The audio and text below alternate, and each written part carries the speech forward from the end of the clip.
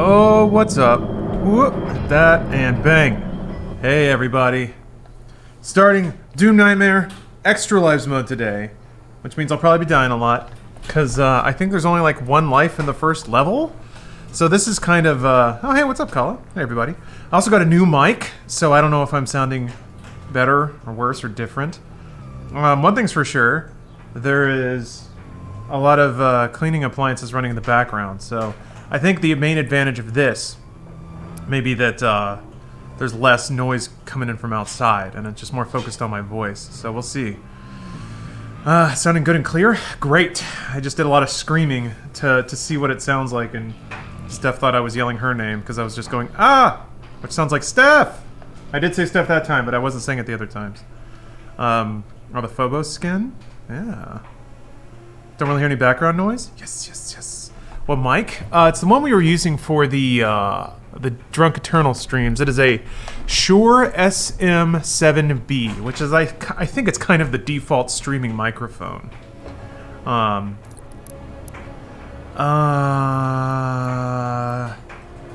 you do... Okay, I think you have to do a new slot for Extra Life mode, yeah. And then Nightmare.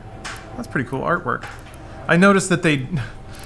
God, there was like the hand-wringing, like, think piece on hearing a buzz.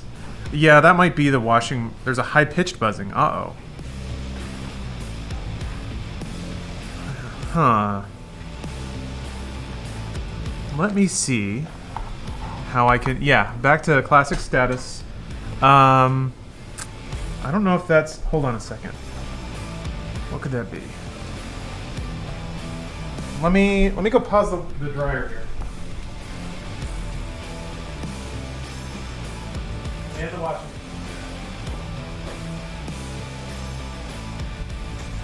Okay. Is there a buzz now? It's very faint. Some people don't hear it. So let's try a few things. I'll just let me do that. Do you hear a buzz now?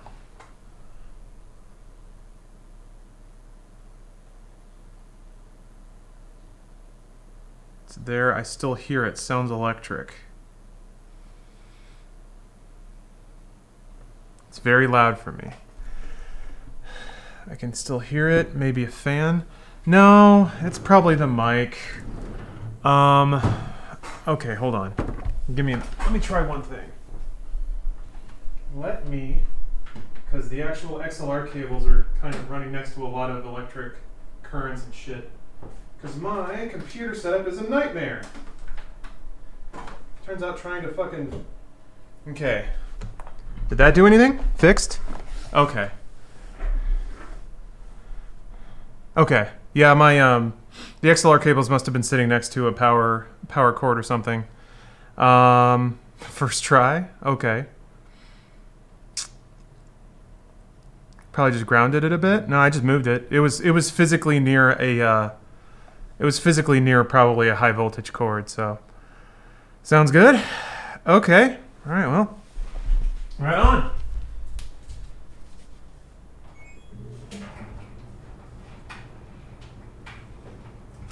Start all the appliances again. Don't hear it anymore. Great. Okay, I'm gonna have to figure out how to route those cords then, because right now they're just kind of draped over my my thing. Old people didn't hear it. Yeah, well, we're kind to everybody in this chat, boomers and zoomers. No matter what frequency can actually reach your ears. Make sure that you have a good experience. What does Extra Lives mode do? Great question, Llamapotamus. So Doom has 1-ups. You can actually get lives in the game proper, and when you die, you just pop right back up where you are with full health, and you have like a second or two. Imitation Ghost. Thanks for the tier 2 sub, the Fat Boy sub. Thank you. The chonker of a sub. Cityscape also. Thank you for the resub. Mr. Nzuka, thank you for the cheer. I just realized I missed out. Yes, my ribs are gone. So Extra Life mode is like Ultra Nightmare, in that when you run out of lives and die, the game is done. So it's kind of like a classic video game. You play through it, you pick up lives. If you run out of lives, game over. You have to start over. Ultra Nightmare doesn't have that. It's all the extra lives are just armor. So you don't even have that. Is that the Hornet Junior Shaker? I don't know. I have no idea what any of these logos are because I don't follow like streamers and YouTubers and stuff. I just kind of do my own thing. So I don't know. It's a cool logo though. Anyway, Undead Guy, I'm glad you saw that. This is in fact a G Fuel shaker. Since I am sponsored by G Fuel, although I think the 30% promo's out. I think it's only 10% now. But if you're interested in G Fuel, you should buy it using my promo code and using my link that you can find by using the code in the chat. Whatever. It is that G Fuel I smell. All right. So extra lives plus Nightmare means that as long as I have lives, I can die. But when I run out of lives, the game is over. Against all the evil Ant-Man Forever, thanks for the sub. all the I'm gonna hope at some point that I can produce skip the intro. will send unto I them don't need this in my life. only you. Solo Samurai is correct. If you drink G Fuel, it will allow you to suck your own dick. Done. It's true, it's true. And as someone who is currently sipping on G Fuel, okay, let me tell you. There's no better way to spend quarantine than performing autofellatio. What flavor G-Furl? It is peach iced tea. Thoughts on the game versus Doom 2016? I like it a lot. Oh, it starts you with 3 lives. Okay. To me, this is better in every way. It's got more lore. It's got more action. It's faster. It's harder. More levels. More variety. Is this the no death run? No, it is some death run because I'm playing extra lives mode. Welsh gamers. So not yet. You can see in the upper left I have 3 lives. I can pick more up as the game goes on. But if I run out, then I die. So it is kind of like Ultra Nightmare, except... So wait a minute. The only thing I need to pick up are mods.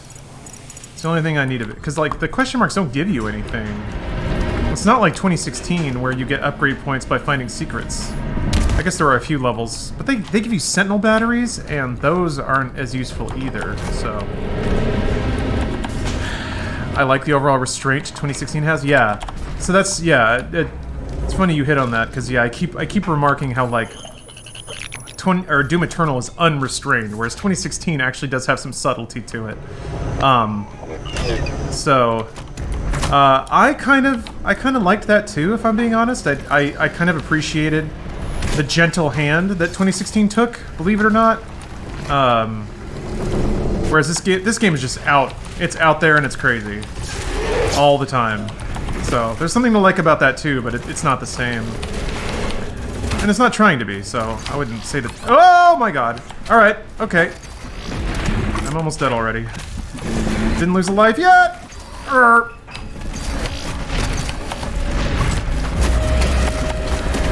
Fuck.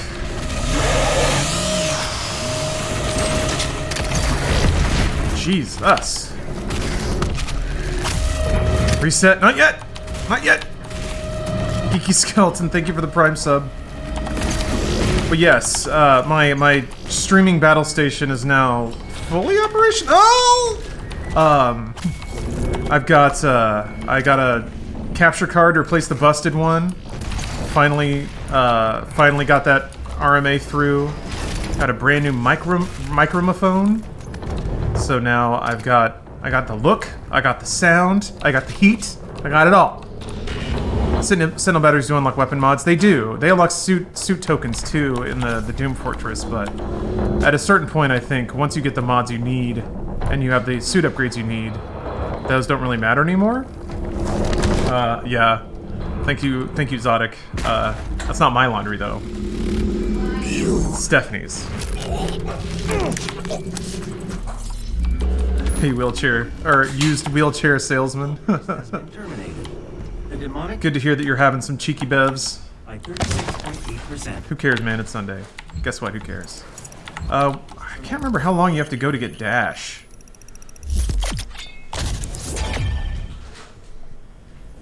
Nah, yeah, no, I saw your messages earlier. Oh yes, crystal upgrades, that's right.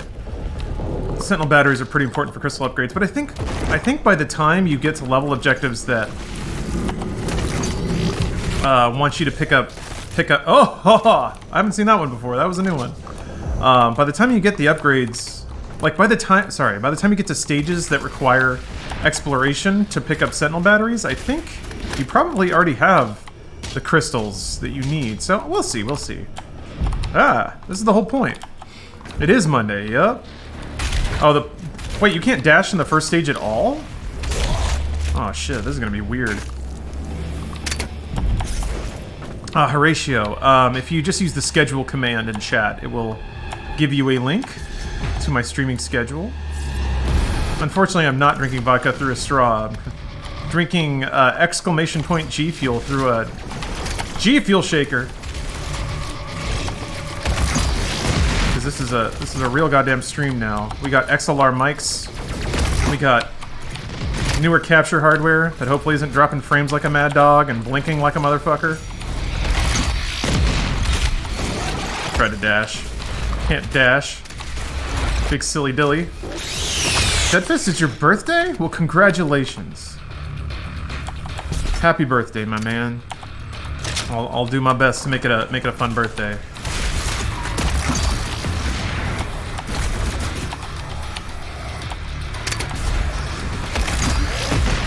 And that roiling guitar already. Man, the chainsaw really does warp you to enemies sometimes. I gotta learn that. There's a lot of like, I feel like I'm very slowly starting to pick up on all the minutia of the game that I'll need to know to survive. Of like, what are the properties about how far you can zoom in and hit somebody and stuff like that.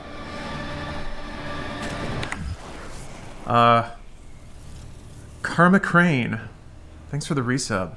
Thank you for wishing me a good one. You know what? You have a good one too. And then now we both have to have good ones. My one's been pretty good actually. It's been pretty productive today. I've made it my mission to stop trying to put off like little tasks and just kind of plow through them. I kind of find my my motivation in doing errands in a cyclical basis. But now I'm on an upswing, so got a lot done today. Got a lot of things done that needed to get done. Now I'm just thinking about all the other things I also need to do that still haven't been done, but we'll see. Oh yeah, those demons are gonna get yeeted. Yeet. Happy Vor Day. It's Vor Day? Nobody told me it was Vor Day. Here I am, not watching Vor. Not appreciating videos of Crystal the Fox from Star Fox eating me slowly. Making me feel warm and safe inside of her tummy. I can't... This is the thing that's going to take me a while to remember, too. Missed out on some lore. Lore run is done, my dude. This is all about murdering demons and not dying. Damn it, I keep tripping on something while I'm trying to jump. Cole May, thank you for the Prime sub. Also Vince, thanks for the resub. Taking a bit from online classes and LSAT to hang out for a little bit. You gotta relax sometimes. Hopefully studying is going well. I don't remember what secrets are like actually good items. I don't think there's many of them. I know that there's like 1-ups and stuff, but I guess that's probably why I might need to get the map upgrades for the suit first, just so it can know that stuff. This is the point of Extra Lives mode is to do this sort of scouting. Ow, I heard an arachnotron. There you are. And learn like what upgrades I need to get in what order. And to just kind of get a better feel for some of the bigger arena fights and what I need to look out for when I get there.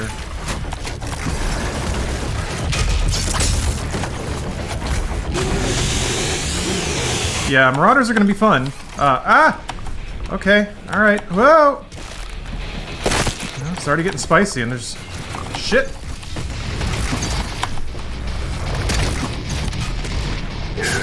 Barrel upgrades and grenade cooldown seems important. Yeah, I mean, yes. I figure like equipment upgrades of any kind, because I'm gonna need. Ah, shit! I'm almost dead. Fuck.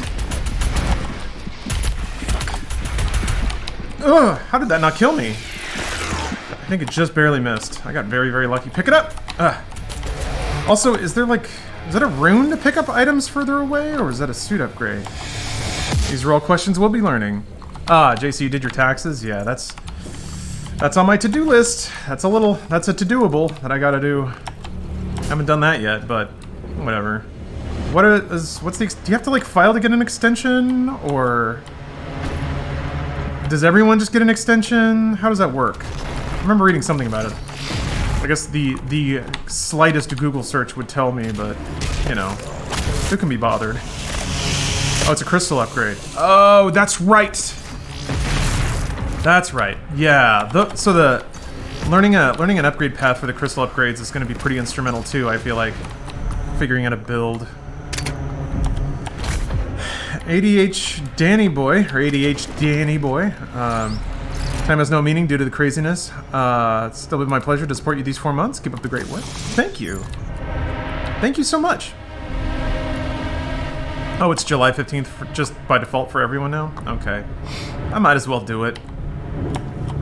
Part of me doesn't want to. I hope I have good news. Usually I get a return because the way it worked is like at Rooster Teeth, whenever we got any kind of like financial compensation out of our salaries, it was always paid out as a bonus. And bonuses are taxed extremely heavily. Like the tax rate on a bonus is a little over 50%. So, because of any bonuses we would incur, I would always have like ridiculous amounts of tax withholding, and then I'd get some of it back. Because of the combat cycle in this game, it feels like spreading crystal upgrades around is good instead of maxing health immediately. I agree, Patron. I went for max health in 2016, and I don't know that it was. I think it was the right call in that game, but in this one, I'm not nearly so sure. The ammo pool is way smaller at the beginning, which is an issue and can affect survivability. Ow. And then yeah, certainly the I really respect how they like the major upgrades are the intersection of two other upgrades that aren't just health. God, what is wrong with me? God. So yeah, I gotta watch out here. My first Ultra Nightmare run, I lost here because I ran out of shotgun shells and could not blow the turret off an Arachnotron coming up. Just did the one crystal run, and having the low ammo pool towards the end is awful. Oh, I could see that. What difficulty did you do it on?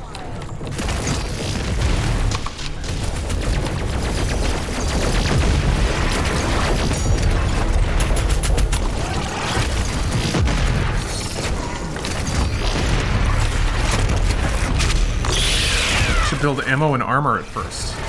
Huh. Does ammo, or does armor work in this game like it did in 2016, where it's just... Oh, why isn't the gun centered? Thank you. Where it's just, more health. Armor was the most valuable on my Ultra Nightmare run because of the flamethrower, but ammo was my first choice. I could see that definitely.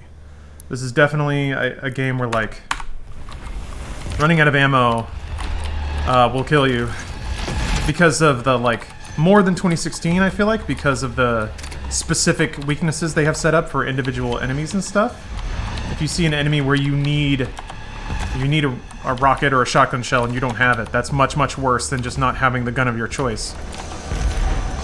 Did you fuck a female Doomslayer? That's the wrong question.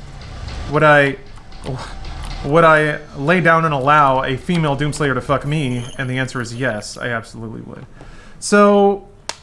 I usually do precision bolt, but people have wisely told me that you can just do that with a grenade launcher, and this way I don't have to swap mods, so we'll see. Did you already beat this level in 11 minutes for the achievement? No, I didn't. I should try that soon. Let me see, because I was actually just wondering what achievements I don't have. Famine mode, extra life, 10 extra lives. Battle mode, battle mode, battle mode, battle mode. Player demon with 8 Slayer weapons in battle mode. Oh, jeez. Battle mode. So there's only a few extra campaign, like, actual achievements. There's, like, the... Of course, there are the, in-game things, and I'll have to get all those, too. Have to. Honor bound. I really like that riff in this level, though. I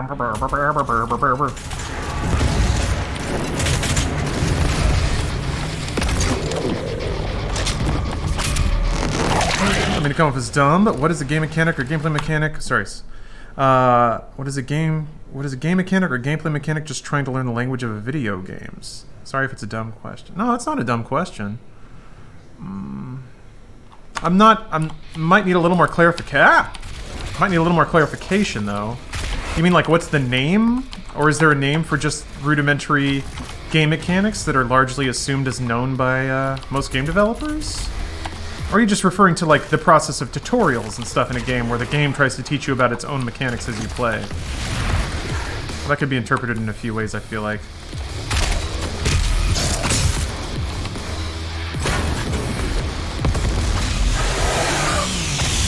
200 kills in battle mode is a pain. Yeah.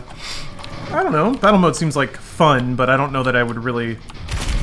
I wonder how good... I guess you can get pretty good at battle mode. I'll be experimenting with that. We'll probably... People have asked about, like, doing community games on stream and stuff like that. Battle mode's a good pick. I don't know if people want to play it, but there it is. Do you think if you kill Vin Diesel... Wait, hold on.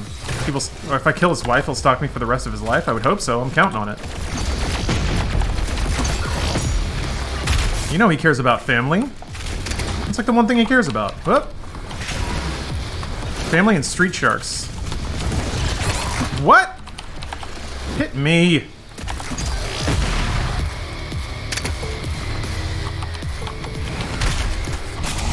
No dash. Why would you kill his wife? Just so he comes after me. If I can't have him, nobody can. D&D, yeah. Yeah, I could see battle mode being fun with friends, of like people in the room. I initially wanted to do that for Drunk Eternals, to have a portion of the night where we just played battle mode, but in like a LAN party setting, but just kind of give up on that idea after a while. I tend to bite off too much. I tend to overcomplicate things that don't need to be overcomplicated. Yeah, I didn't think I was gonna get to him in time.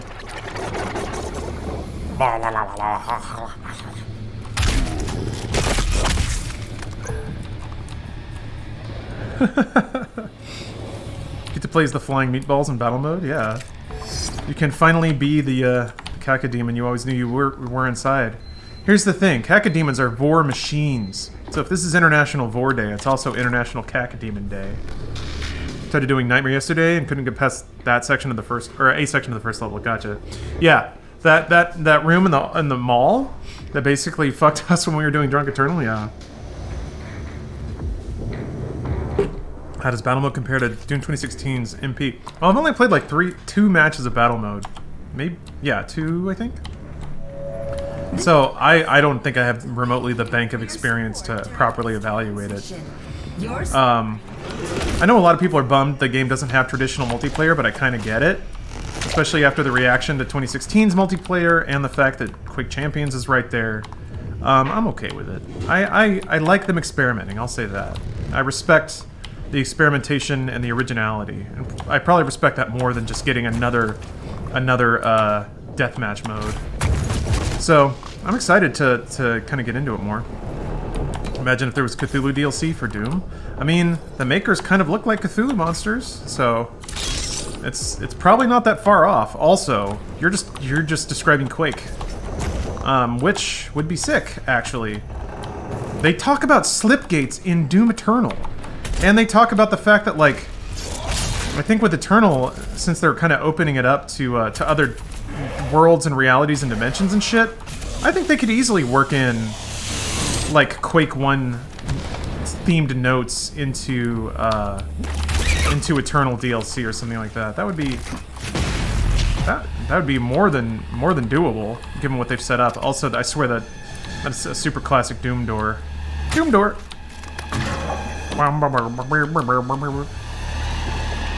Fucking love a new Quake in the style of Doom. I don't even know what that would look like. I genuinely don't. I don't know that that vibe exists anymore. Of a ridiculous, like, gritty shooter that's all Cthulhu'd out.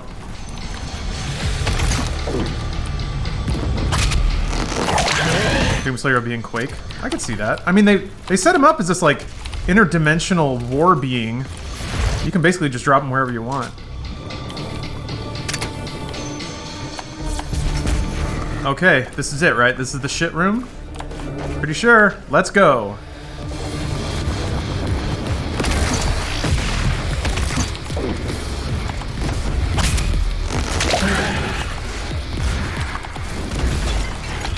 Fuck, man.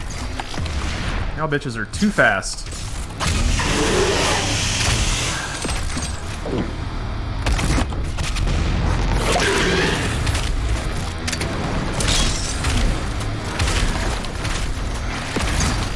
Shit, where'd you come from? Oh boy, it's getting hairy already.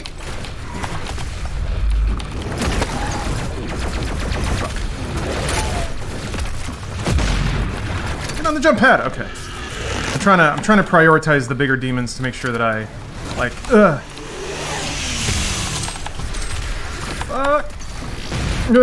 Okay.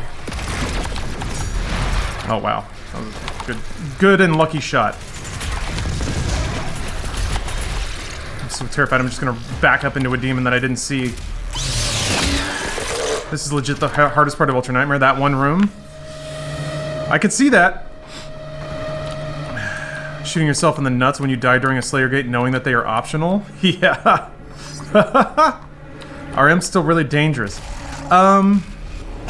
That's hard to say. I feel like imps are as dangerous as they always were, except now so many other things are so much more dangerous that it feels like they're not by comparison.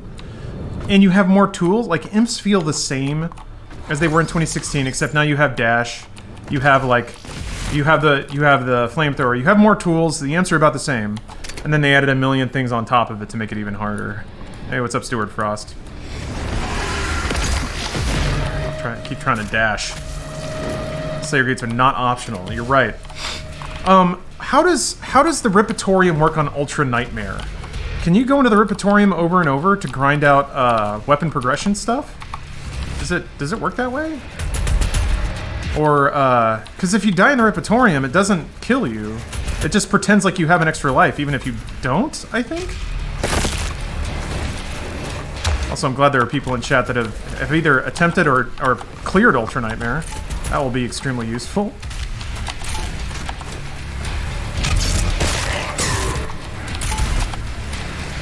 Hold on a second. You can't prioritize them because they spawn infinitely? I don't know if I'm missing... You can definitely grind out weapon mods in Ripatorium. Okay. Noticing the shotgun grenades have some minor snap to demon weak points? They do. Yes, Medisim, you're right. There is a pretty generous amount of auto-aim like, it seems like just for the combat shotgun grenades. It's what it feels like. Nothing else really has that glue to it. But yeah, if you get a super shotgun grenade near like a Cacodemon or near an Arachnotron turret, it will just zap right onto there. Which is, I mean, that is why I made that shot before. But, you know, if people want to think I'm good at this game, I'll take it. Mr. Pinky got gifted subs. Yeah, gifting is way up lately. I feel like now that everyone's at home, everyone's watching a lot more Twitch, and it seems like... shit, I'm gonna die already. It seems like viewers are expressing their gratitude by gifting subs. It's a pretty common thing to do on Twitch. So I feel like there's just a lot of gifts going around. Fuck. Okay.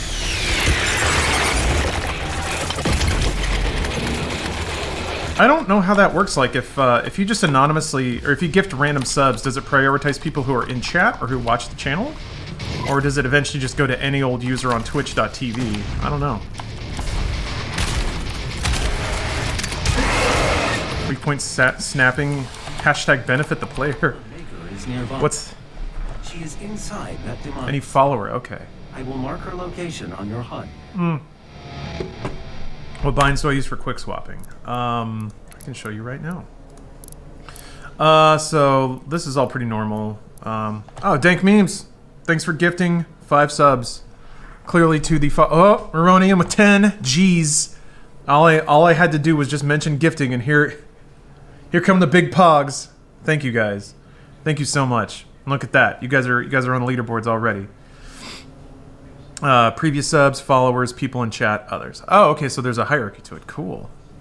It starts with the highest view time to followers to random after that. That's cool. Anyway, Dank Memes, Roroni. Thank you guys so much. Also, Commander Bork. Thank you for the resub. Glad your body is ready.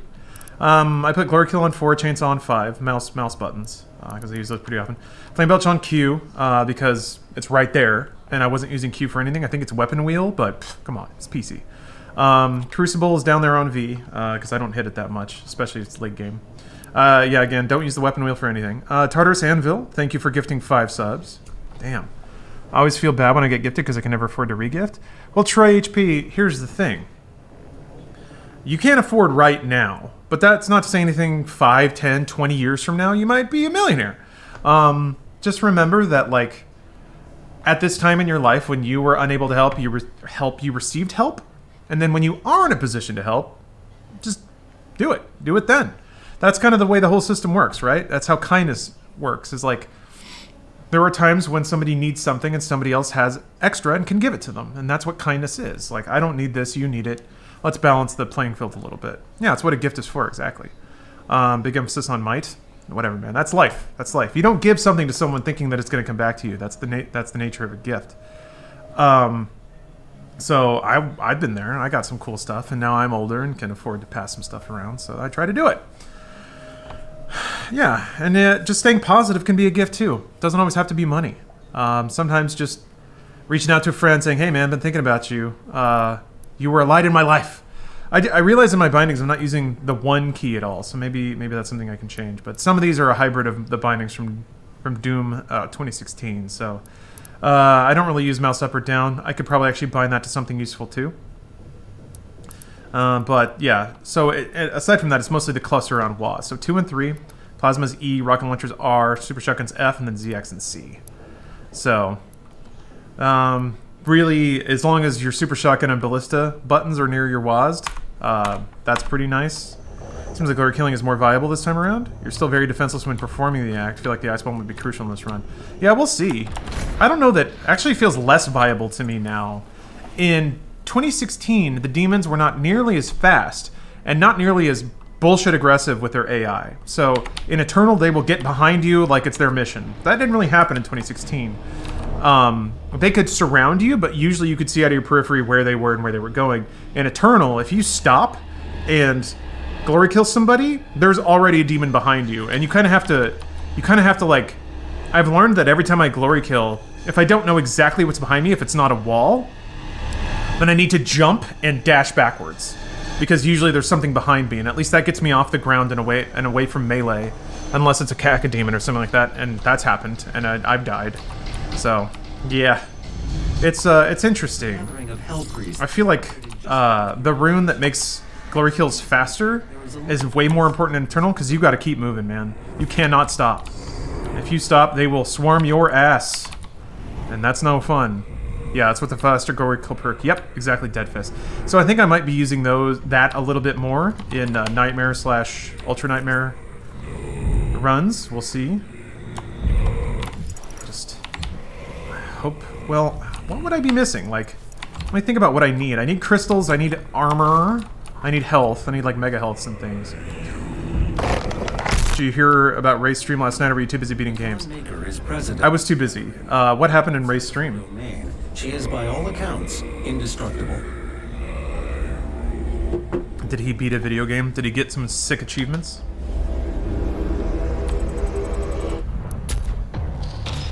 I hope he did. Alright. Hell on Earth complete. I have to use the restroom.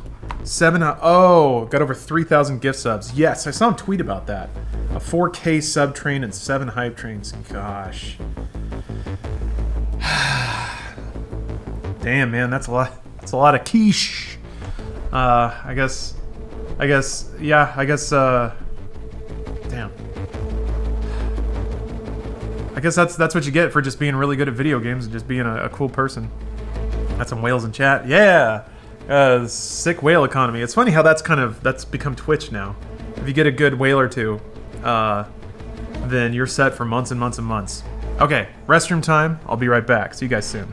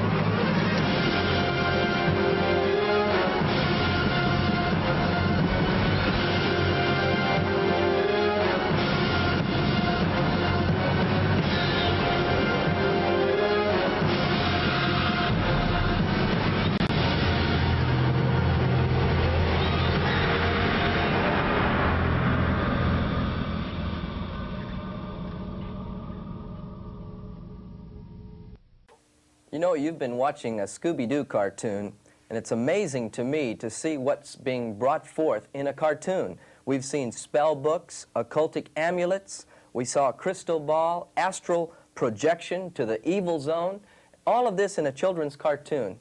Now, I've got a guest today. His name is Phil Phillips. He's from Texas. He has been involved in missions work in his life, and he has now felt called to study the effects of cartoons and children's toys and even TV programs upon our children today. And I'd like to introduce a young man. And Phil, God bless you, and it's good to see you today. It's a pleasure being here today, Gary. Now, Phil, I'll tell you what, 14 years ago, Scooby-Doo was a lot different than what we see today. And I could hardly recognize it. Can you tell me what's going on in this cartoon? Yes, there's a vast movement toward the occult within the cartoon and toy industry. Most people don't realize that 80% of all cartoons deal directly with the occult, and 40% of the toys on the market have occultic influence, and these are the most popular.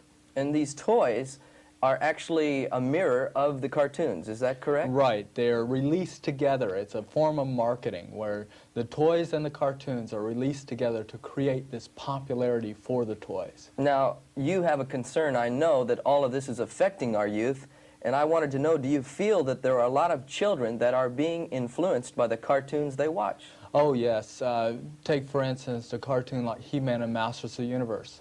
It can be seen as many as 31 times a week in an area, with a viewing audience as much as 16 million children each time it's aired. And so we're seeing a vast effect on the whole United States and other countries around the world. Am I missing Phil Phillips? How did his parents think that was, yeah, whatever. Level 2, or sorry, Fortress of Doom. I think I need to just turn that a little bit towards my mouth. Talks with his teeth instead of his lips. Yeah, I know you kinda. I've been kind of like analyzing that a little bit, of like people's speech patterns and facial tics. I feel like it's good for character study if you want to like be a different person. Uh-oh. Uh-oh, Doom. Uh-oh. Well, I am a little scared of what might be my desktop right now. How many times did you beat Doom Eternal? 2, I think. 2 total. Oh, okay, hold on a minute. Yeah, it's rigged. Jeff Bezos trying to bring me down again. Bezos. Bezos? What did I just? Oops! I ended something and it wasn't Doom. I don't know what it was. Discord maybe? Whatever. Yeah, Doom's process is not responding internally. Rip and crash. Exactly. Oh no, man, they're gonna pitch holy hell about this speed run now. I formally accuse you of cheating. Not again. Not again. I can't take this anymore. They're not gonna let me into GDQ now. Still doing Ultra Nightmare after this. Yes, Ben, that is the plan. Now, when you say after, that doesn't mean like 2 hours from now. After I beat Nightmare on Extra Lives mode, then I will be doing Ultra Nightmare, yes. Just to be 100% clear. I've never done the Master levels yet, either. I should do those. You ever try to speedrun a game officially? No way. No, I have never once played a video game enough Your equipment launcher to which is now ready for your approval. to consider speedrunning any game. I like too many video games to like really grind down on one. Looking forward to the 7 remake. Dead Fist. Dead Fist. I've actually already been playing it. So I guess the embargo's up, so I can say that I have a review copy. I was not able to finish it before embargo, so I haven't made a review yet. I will hopefully finish it tonight or tomorrow. We'll see. So let's see. Yeah, I think you need this, which is interesting because that puts you at armor and ammo right away. So I'll go armor ammo. But yeah, should I buy a remake? I've been on the fence. Activated and ready when you Depends. If you liked Final Fantasy VII, I'm pretty comfortable saying yeah, go ahead and buy it. If you didn't like Final Fantasy VII or you never played it, then the question becomes a lot more interesting. Never played a Final Fantasy VII game, and I'm excited to give it a try. Yeah, play the demo. Definitely play the demo. Because the combat system is pretty intense, and I feel like it's not going to be for everyone. Definitely play the demo. If you like the demo, then, I mean, the demo is actually really indicative of the game. Actually, there's more to the game than the demo will show you, but that's fine. That's kind of how, I mean, that's a demo, right? What would you recommend as an entry point to Final Fantasy series? That's really hard to say because it's not... It's only a series in thematic terms. It's not like... Each Final Fantasy it's a kind of a different game. How does it compare to 15? I would say it's pretty similar to 15. In terms of its world layout, its graphics, some elements of its storytelling. It's a lot goofier than 15, which is great. Did Square Enix do enough to make this worth $65? Just in your opinion. Well, I haven't finished it yet. But I would say so far, yes. I would say so far. If it ended like an hour from now, then, I mean, the story might have some problems, but I think there's enough content in there. Is it as empty as 15? No, because it's not completely open world. It's just Midgar. So yeah, I will take your questions piecemeal, but I'm not going to talk about it too much longer because I don't want to like basically cover everything I might say in a review. But yeah, if you guys have any top-of-line questions, I'll be happy to answer them. How much Mickey Mouse is in 7? Sadly, no. If you didn't like... I'd like to start with 10? Yeah. 10's one of the easier ones, I'd say, to kind of learn. Entry point. Entry point's tough. I would say, like, for you, the entry point would be whatever games you already like. Like, there's odds are there is a Final Fantasy game that is similar in playstyle and tone to games you might already like, unless you like first-person shooters, because that might be a little weird, but... Yeah, it's a broad question. I would say 15 might be the broadest appeal, easiest to get into, certainly like the most modern in terms of sensibility. I wonder about that to a degree sometimes, of like, I don't want to recommend a game to somebody that's so old it's just like not even playable by what they're used to or what they want out of the game.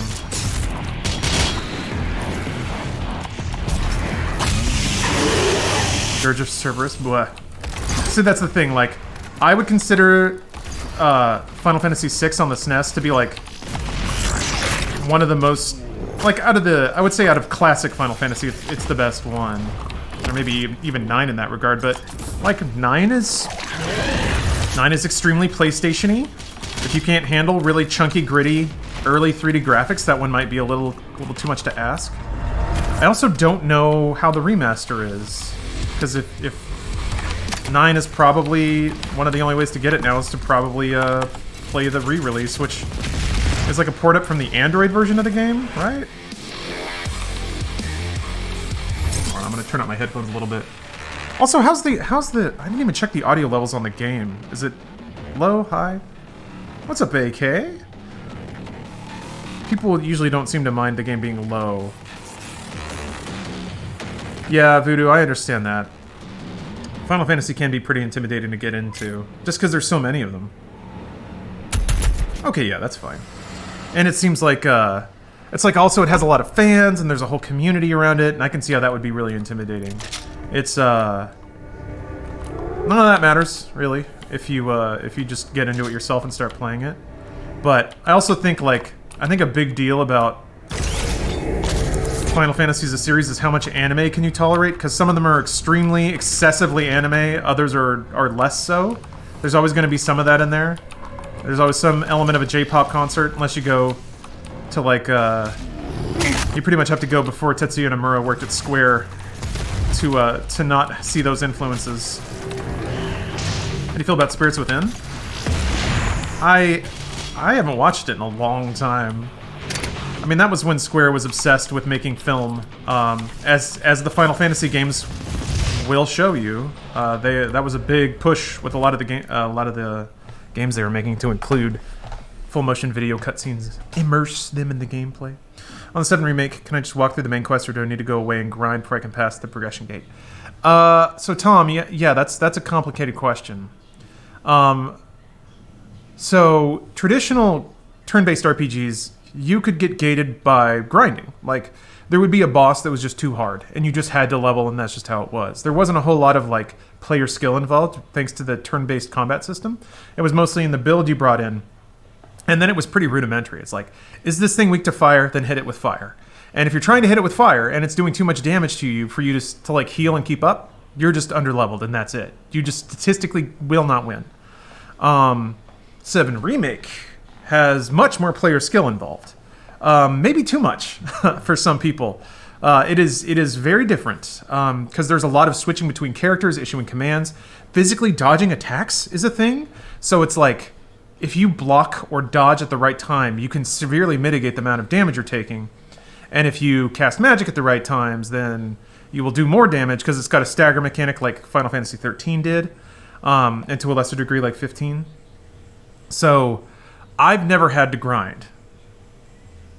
But I'm also really digging into the combat system and all of its intricacies, and I know a lot of people won't want to do that.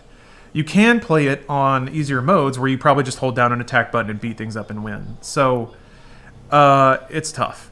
You need high APM to avoid grinding in 7 Remake, those crazy devs. Yeah, well, what will they think of next? Let's see, I'm going to do the fast glory kill thing. I feel like I'm going to experiment a little bit with my build here.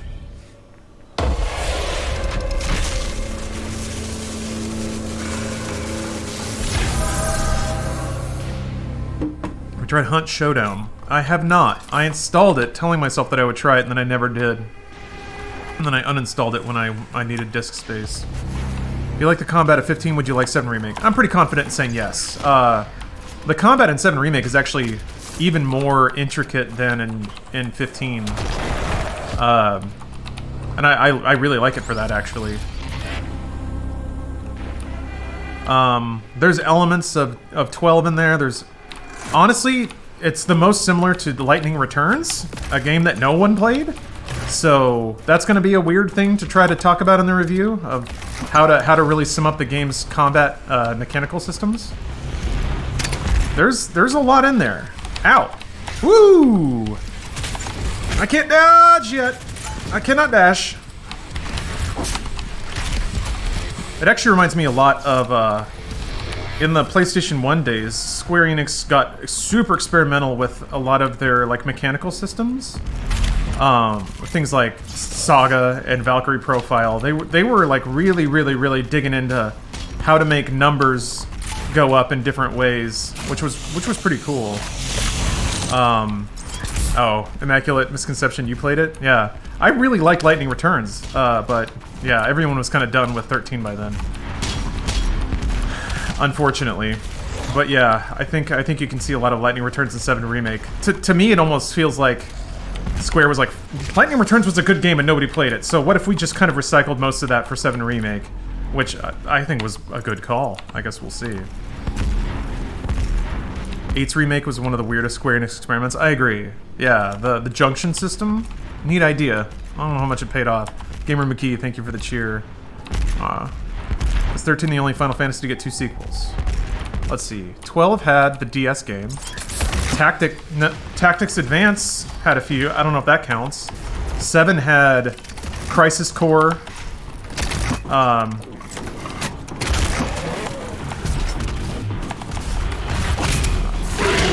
I don't know. That's a good question. I don't remember exactly how the scores line up. I'd have to check that out. I mean, 14 is on its, like, 4th expansion now? I don't know if that counts? Yeah, Dirge of Cerberus. So there's 2, at least. Yeah, the PS2 game where you played as Vincent. Hey, look at this guy got behind me. He just wandered on back there. What an ass.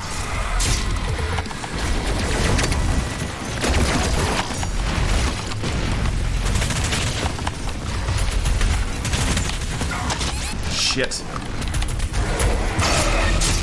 Should have, what? Alright. It's hard to... Don't stick on the wall! God, that stuff drives me crazy. It's just like a little... Oh, yeah, that's true. 10 and 10, too. I mean, there were just 2 of those, I think. Yeah, there was a game for 12, Revenant Wings, the sequel to Final Fantasy 12. Comment the remake is interesting. Not sure if buying the full, but it's truly worth it. I haven't finished it yet, and they've done a lot of cool stuff with the combat, for sure. Was there a mega health in the last room? Oh boy, I could use one at this point. Who here's beat 15? I did. Sailor, thank you for the resub. I don't see one. I think there's another circular room that does have a mega health in it, but... Okay, well I haven't... Oh wait, the icon's still there, which means I don't... Oh, I can buy shit. Sure. Oh, there's armor. Okay. Yep, I'm back to having to, like, scour arenas for every last little health and armor pickup. I love it. I love it. It's up high, you need a monkey bar for it? Oh, in the previous room? Try going back then.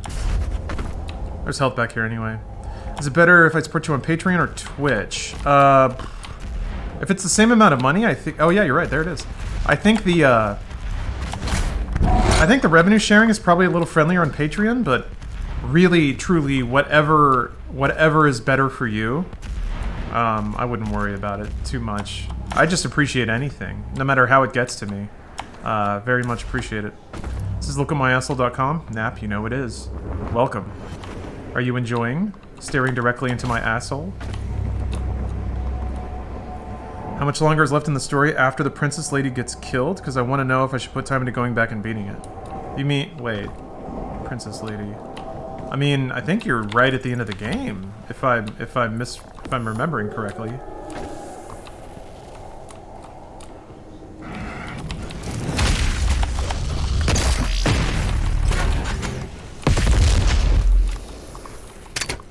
Yeah. It's the summer home of sellmysemen.com. What's the revenue share if I put $6 in an envelope with your name on it and throw it to the wind? Yeah, sadly not too hot on that. Not too hot on that. But I'm sure whoever finds it will be most appreciative. Which for all I know could be me. My butt smells like my dad's piss.com. Not yet. The only winners in this game are GoDaddy. Must we play these games, GoDaddy? Must we do this dance yet again, GoDaddy?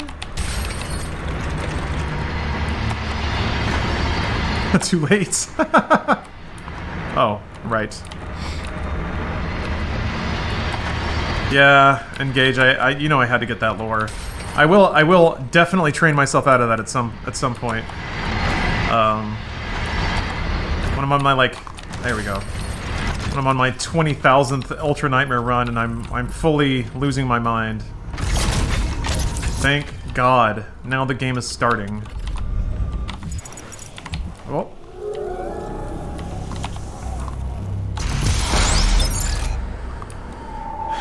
Better get some more lore in the DLC.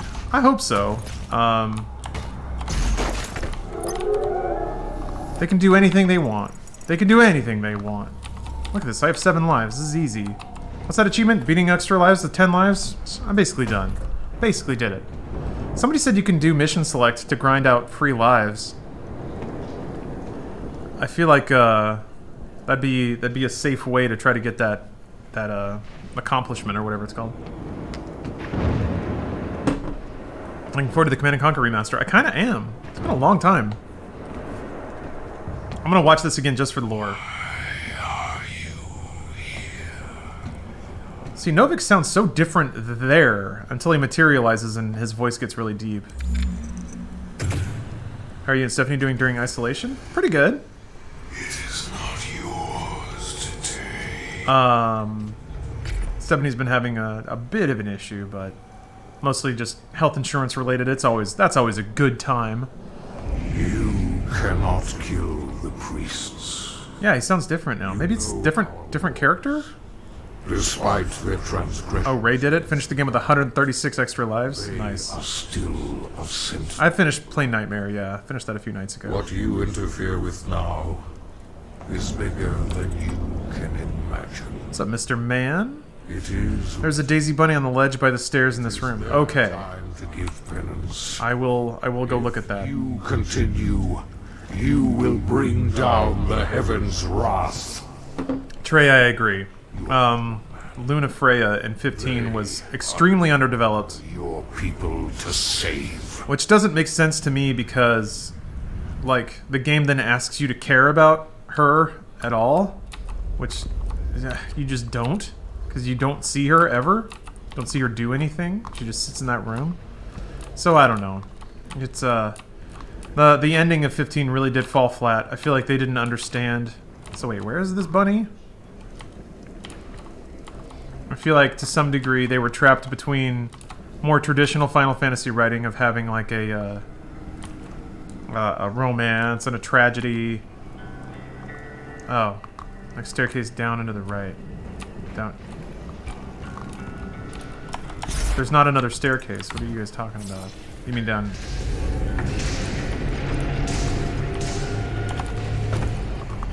Oh, I see what you mean. All right. Oh, it's an actually living bunny. What the fuck? Get the lore? Okay, fine. Okay, fine, Tom. I'll go get the lore. There. Kill it? Are you supposed to be? It's been tough for people. Luckily, I'm a bit lucky as I album artwork for a band, so I can work at home. My heart goes out to the people who are struggling. Same here. Good, you can't. What? Behind the king's throne? Oh. Yeah, not being able to read subtitles. That's why I didn't have the camera here when I did the lore runs. Oh, thank you. I can't believe I didn't see that. Yeah, Metro 33 is great. Solo. Last Light is pretty good. It tries to go by more of the AAA shooter playbook, which was a little disappointing to me, but it's still a great game. And then, yeah, Exodus is just astounding. I agree, though, Captains. Yeah, 15 unfortunately succeeded really well in making you, creating camaraderie with the main cast of characters, which is what makes it really strange that they would focus on something other than that for the game's conclusion. But... Shit! I did not want to do that. Fuck!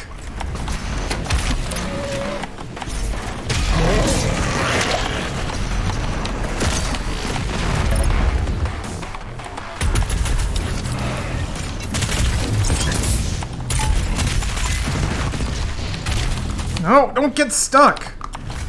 That is straight up gonna kill me at some point. I just don't know when.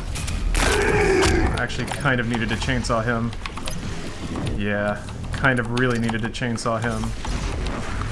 Oh, I still got Blood Punch, I think. Yeah, I do. Okay.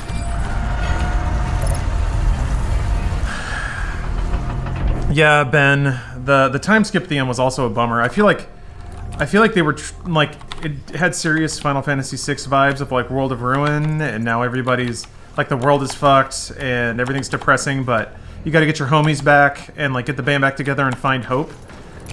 It was seemingly a really cool narrative swing, but was just not like, if they had like another 2 years maybe. To provide additional power to your ship. And that game already probably took way too long to develop, so I feel like the ending. Oh, I missed a life. Oops. I wonder if I can go back and get it. Remain unused. Finding more batteries will enable you to utilize the Yeah, the last fight. That's the other problem though. Like you don't. command station. They allude to this backstory with whatever the hell that dude's name was. I can't even remember. They allude to this whole backstory about how your lineage as kings had wronged him. Oh, we're just invisible walling it. All right, Arden. Yeah, that's it. Oh, you can fast travel, right? So they allude to all this shit, but it's right at the end, and like they dump it all on you as it's supposed to be a good motivator to set up the final fight, but kind of like Luna Freya, it's just like, here's why you're supposed to care about this and care, and you just don't, because that's not what the entire game has been about.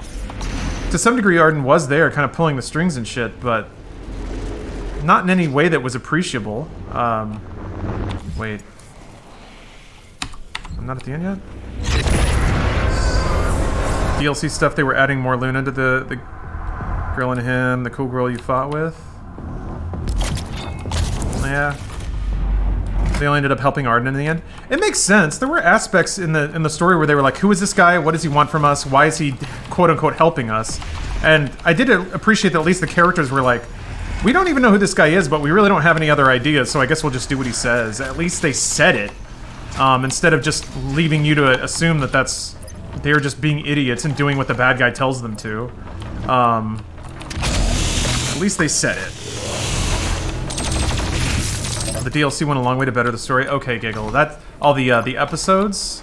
I have to admit, I did not play those. Because it was like, the DLC came out and then the PC edition came out, and I was like, well, I want to play through 15 again with mods. It'll be great. And then when I play through it, I can play through the DLC and get the full PC experience. And then I just never did it, as usual.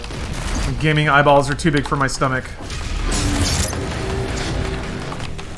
Oh, wait, what? Emmett Selk DLC? What are you talking about? You're talking 14 now. What is this all about here? Yeah, that's my I'm going to play video games someday sound, and then I just never do. Yeah, the Royal Edition. I have it, because I bought it. I was like, yeah, let's go. I installed some mods to, like, make everybody a cactar. It was great.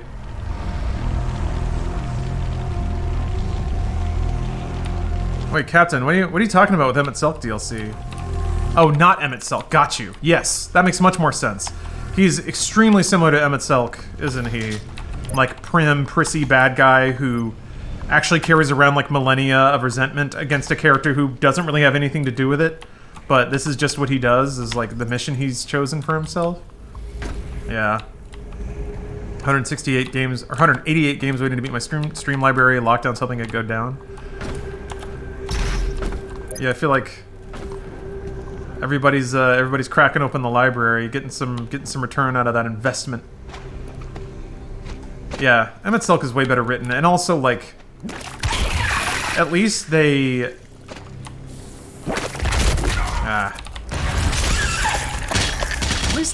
like give you the beats to him as a character that make sense. Emmett Selk was awesome.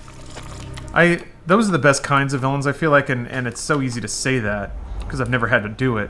But the ones where, like, you can understand and to some degree even empathize with their motivation. What is the game you played the most times? Like, probably Rez, the rail shooter? Music rail shooter?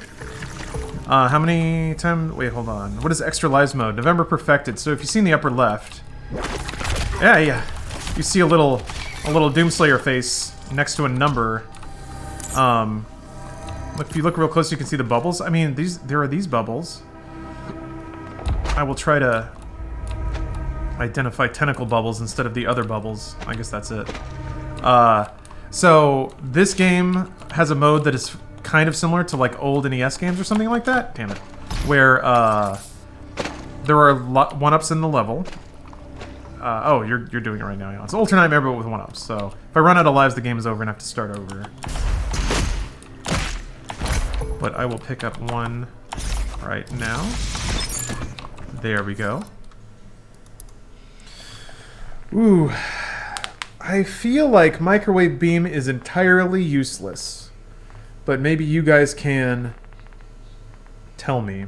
Scoped rifle one-shot the tentacles. Yes, so will the super shotgun. It's not that bad once you know where they are and can actually aim. Now about command for X Lives mode explanation? Maybe. It's only a couple of people have asked. Yeah, the microwave beam just sucks because it locks you down in place. You don't move. If it were like that, except you had to like maintain tracking on the enemy, but you could still move at full speed, I feel like that would be a lot more useful. There is a Sentinel power core nearby. You can Well, I better get it then, shouldn't I? activate the mech and clear a path forward. Oh, never mind. This OP Super Shotgun from 2016. Yeah, Alpec, it seems like the people who...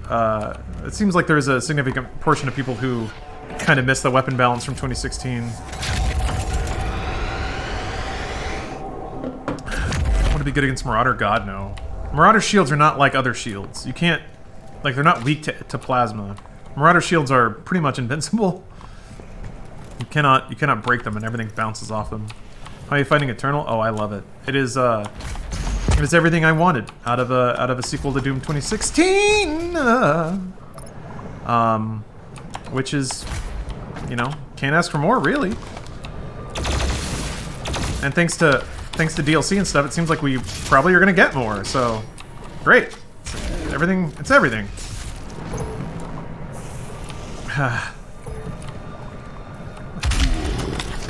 That's a different sound, by the way. That's different.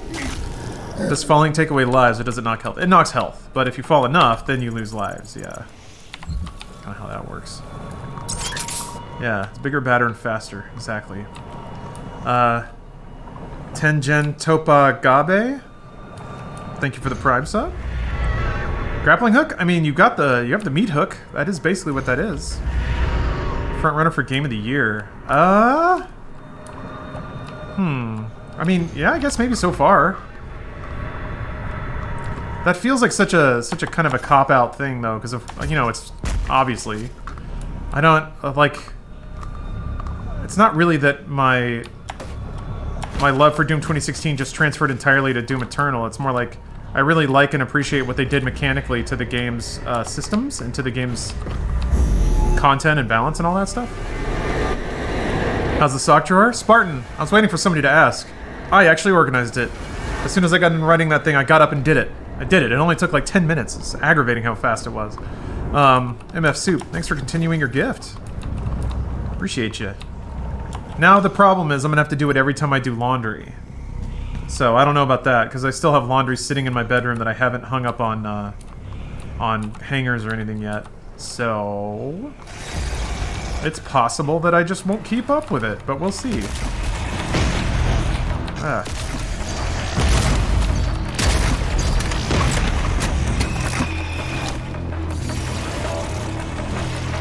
This is when the scope would be nice, because I could actually just like snipe off those snipe off these parts pretty easily. Fuck. There we go. At least I got one. Making sure they're not jumping up here. I don't know if they can.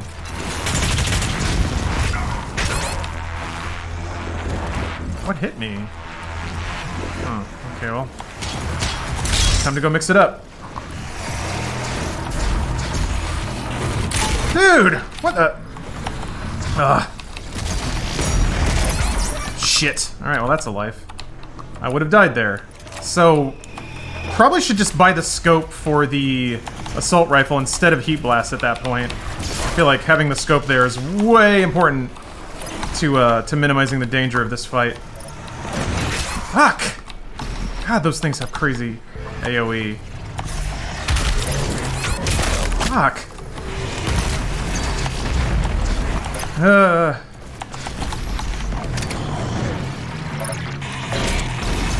No! What the? Oh, I was already surrounded. God damn it. Yep, that's the problem. That's the problem with fucking stopping, ever. Ah. There's all this AoE flying around? God damn.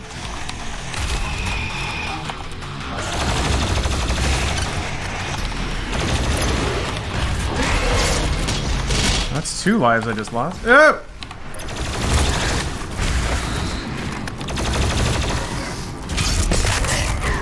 What? There's already something behind me!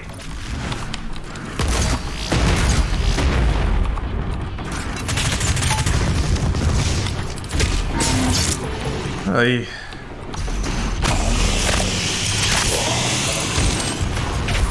Fuck. What? Is that a barrel? That!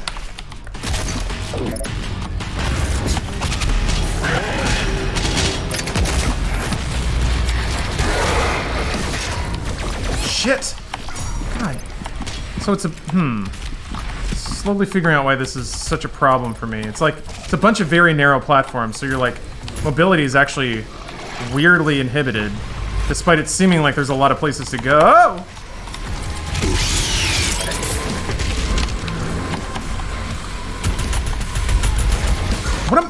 What did the imp got under me?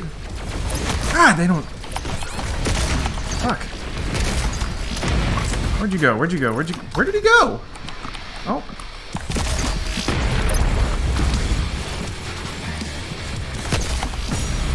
Okay, good.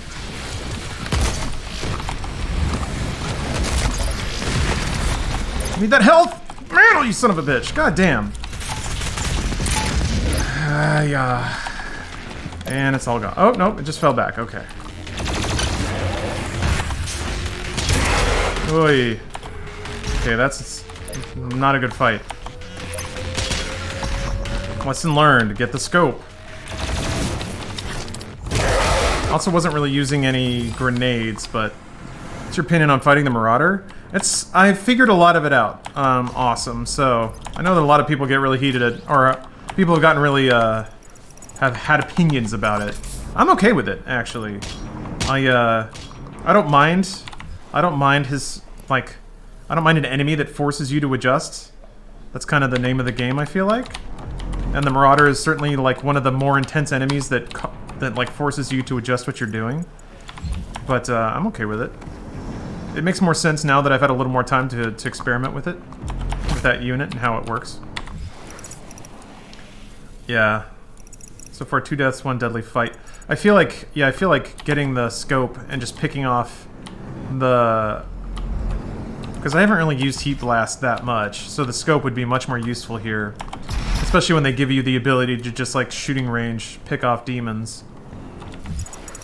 No death, though, that's true. What? What? Oh.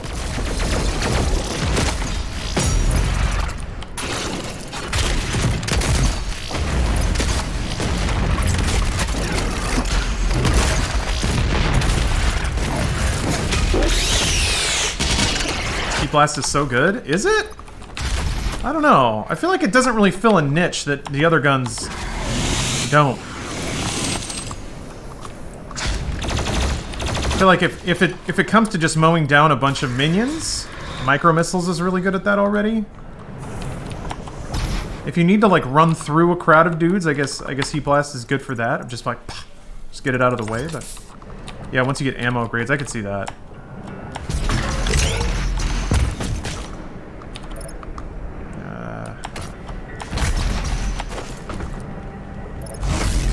No one-ups in Ultra Nightmare? That's correct. Chimp aside.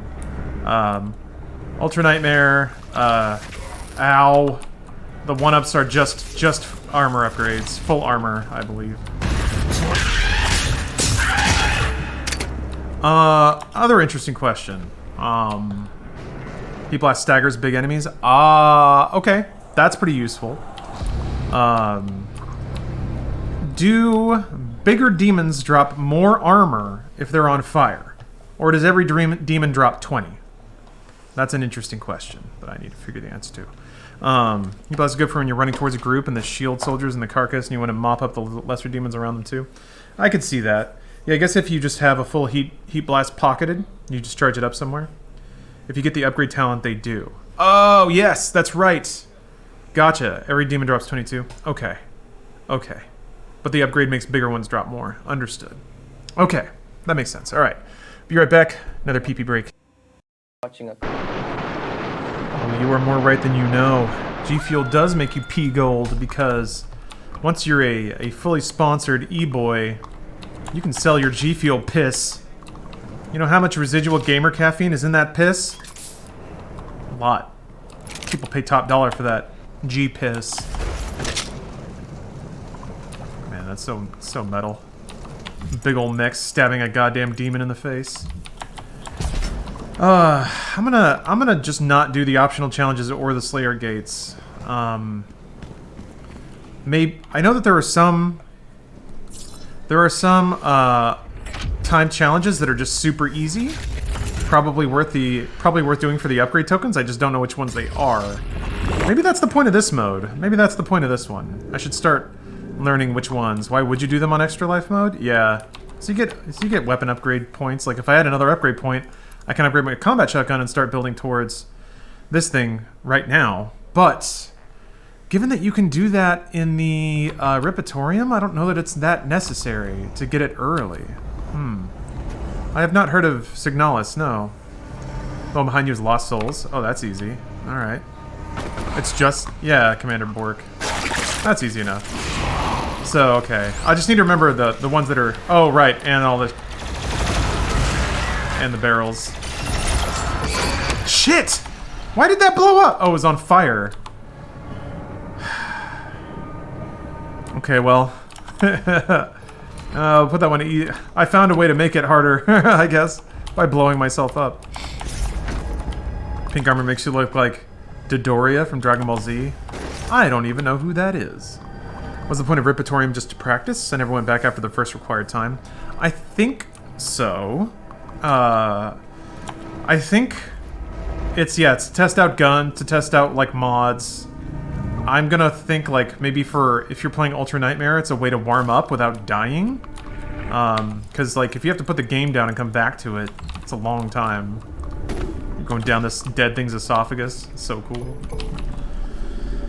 Okay, let me... are those the bubbles you're talking about? Like there and there? Yeah. Oh, you didn't get a notification? Ah, sorry, Slenders, yeah. Seems like Twitch can be a little hit and miss sometimes. Okay. I see them now. What happens if you die in Repertorium? It just pretends that you have an extra life. Which I guess is what must also happen on Ultra Nightmare. Okay, so there's one there. I'll just wait for my belch to regenerate. You can die in the Repertorium? What? Oh shit. Fuck, man! Like, I feel like you can one-shot them with a combat shotgun, but you have to be like at a very specific distance.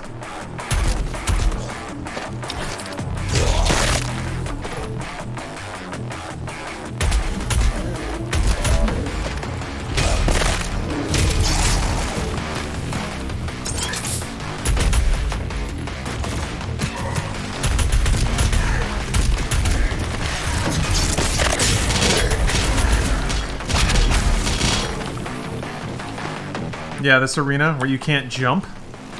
This is a fun one. This arena's gonna blow hard. Yeah, I'll have to... just kind of scouting for tentacles. Just being a typical... being a Japanese schoolgirl, you always gotta keep a lookout. Yeah, what? Aye.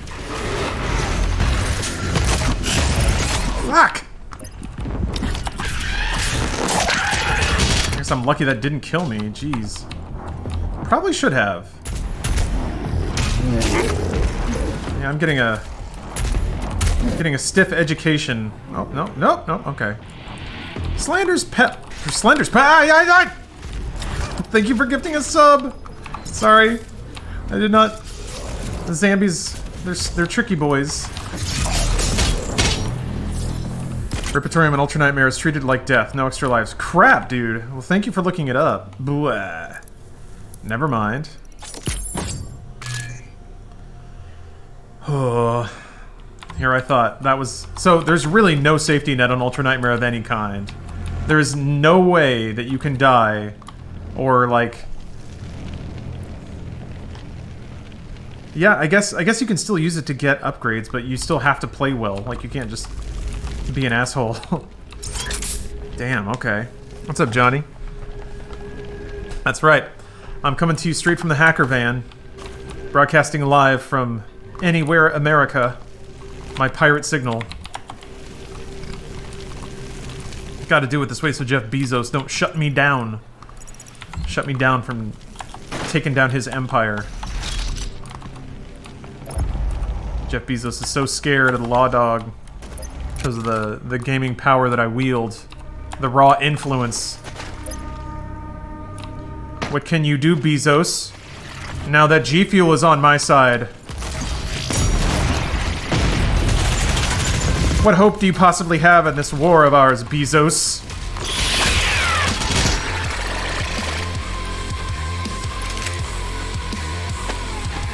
New world, huh?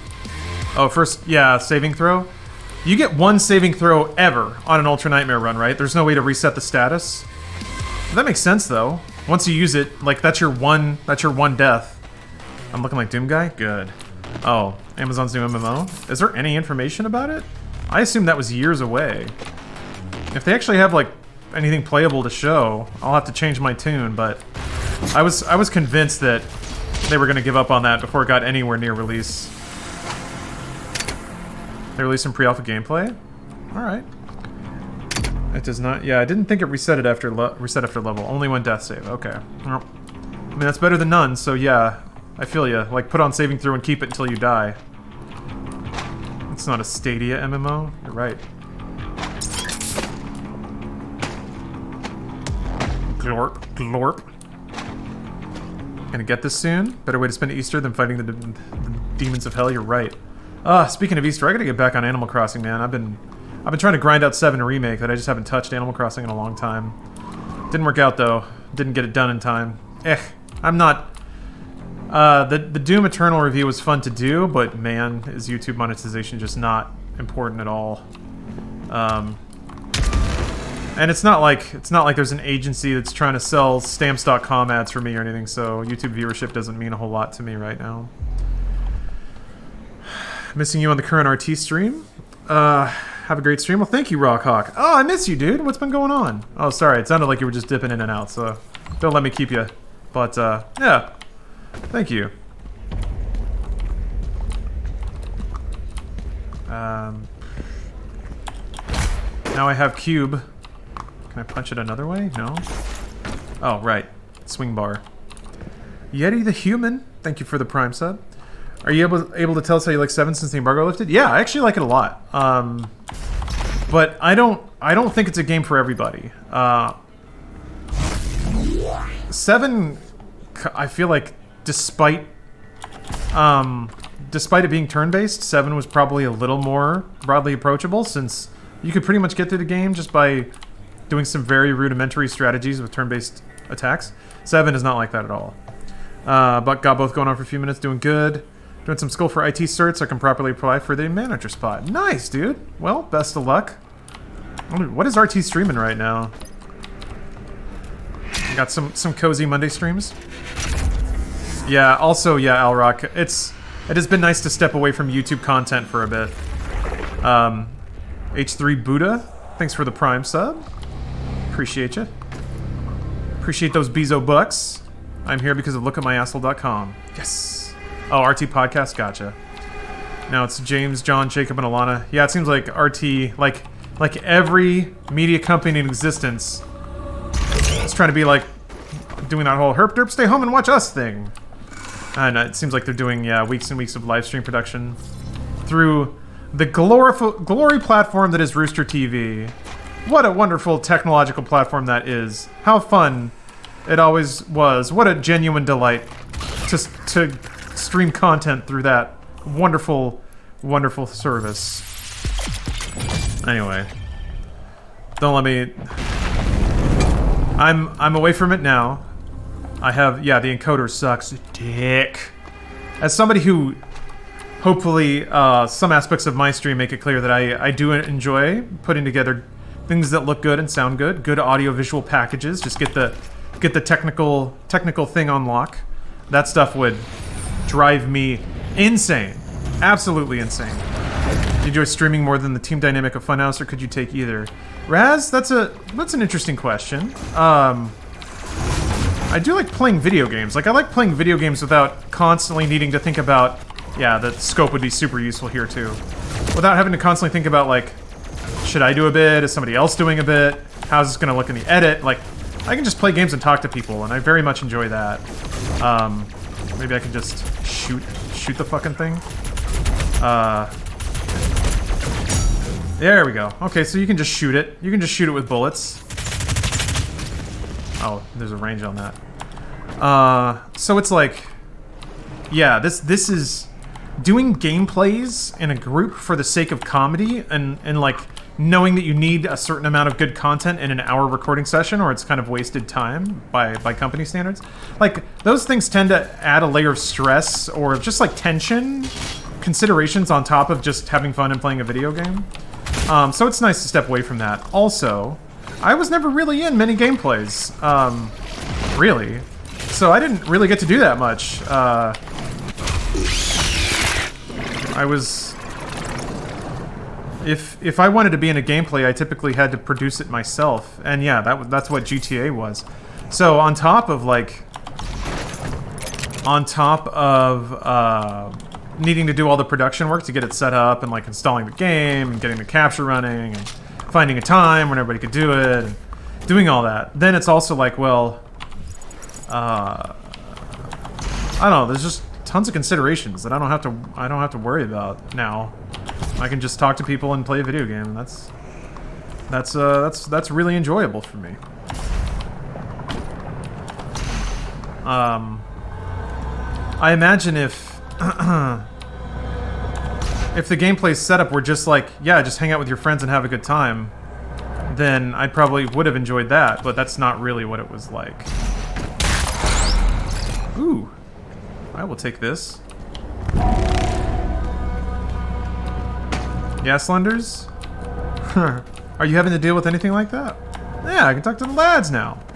And also, since I'm not cutting this shit into YouTube content either, I really don't have to worry about, like, tracking bits, or if I say something I think is funny, like, making sure that I remember where it is, because I'll have to edit that shit later. It's really nice to just not have to care about that. For now.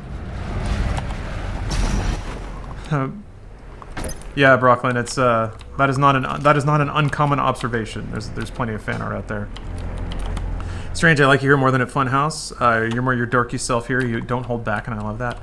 Yeah, I mean, I would do that. I would do that on occasion in Funhouse bits, but the tone was always a little off. And I get it. Like, it's for the sake of a bit. But if I rant about something nerdy, the response on videos was always, oh gosh, get a look at this nerd. And like, for me being myself to whatever degree I was, if I were to say weird things, like, here at least, I feel like the audience reacts more positively and welcoming to them, whereas if I'm in a group setting and it has to turn into a bit, then my role gets kind of pushed into just being a jankety-ass nerd, because it's the thing that reads the loudest, I would say. In terms of like,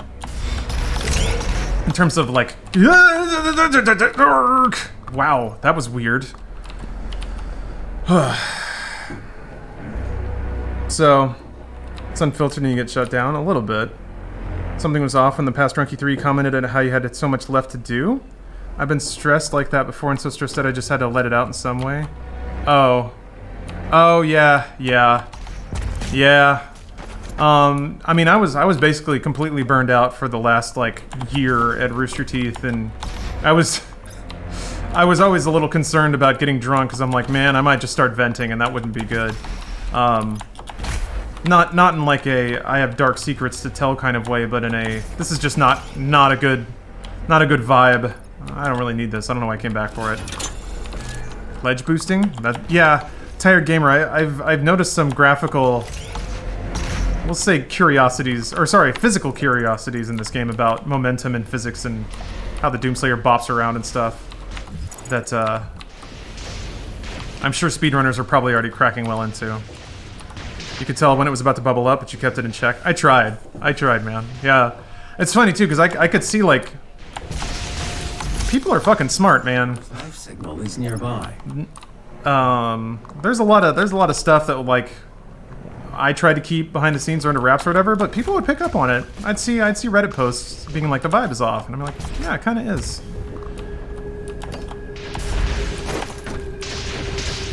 Game's been cleared in 37 minutes. Is it the same kind of run as 2016? Because 2016 had a lot of, like, out of bounds, like rail bouncing, I guess is what it was called, where you, like, stand on a rail and graphically yeet yourself through the bounds of a stage. Is it a lot of that kind of stuff? Ah, thank you, Geralt. Yeah. Maybe not smart, but astute at reading you. Huh. It's glitch momentum, out of bounds stuff with the super shotgun and ballista. Ah, gotcha. Okay. Yeah, that's one thing I've learned. You okay? Yeah, I just yawned. Oh, okay. Smart may be the wrong word for it, but people can read vibe. There's something about, like, just seeing people on camera and the way they interact and their body language. People know when something's up. And they're usually right about it. Yeah. Vibes are off, I'm out. No! Sensors and artillery. These are supposed to be good vibes. Steph had a good vibe yawn, right? I had a vibe yawn. And I'm just thinking about constantly going, vibe check. Oh, jeez. I don't think I've ever... We're already past vibe check, right? That's gone?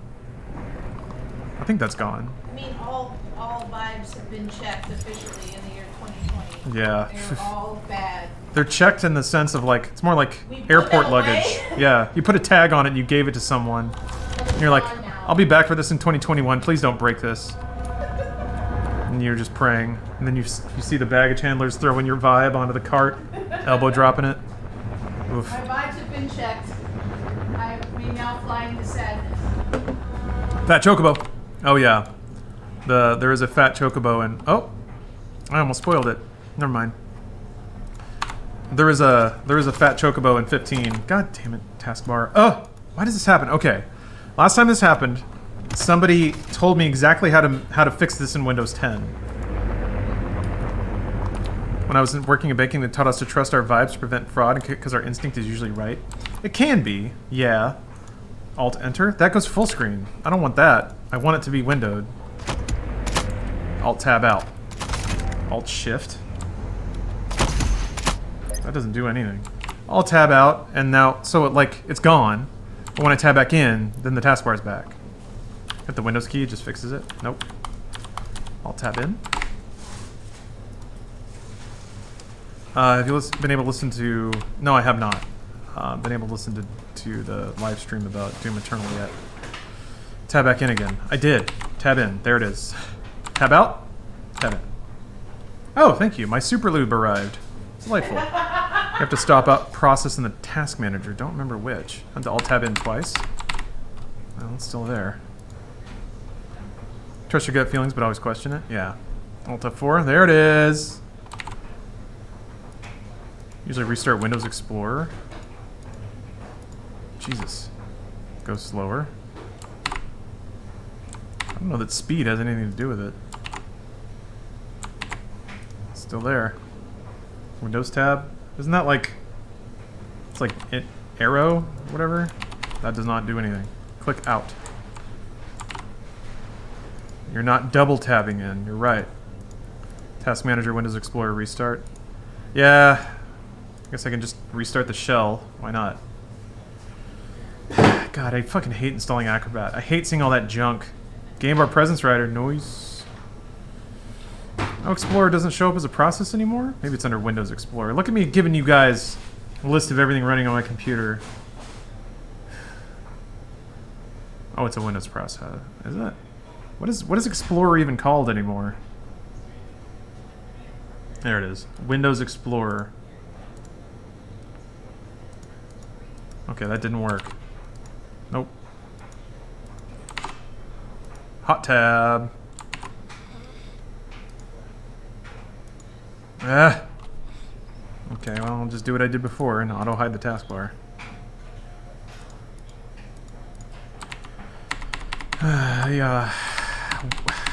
Yeah, it like it freaks out and like inverts its window. Because now it's like, okay, God damn it, arg. Alt into the game, then alt. Wait. Now you alt into the game, then alt back into the game without alt tabbing out. That's how you fix. I don't... Alt into the game. I don't know what that means, alt into the game. There is no alting into a game. Windows 10 is a really good OS. This is just a weird issue. There. There. Alt into the game, then alt back into the game without alt tabbing out. What? Hold alt? What? What does that mean? Whatever. It's fixed. There's just one pixel line at the bottom of the screen. That's enough.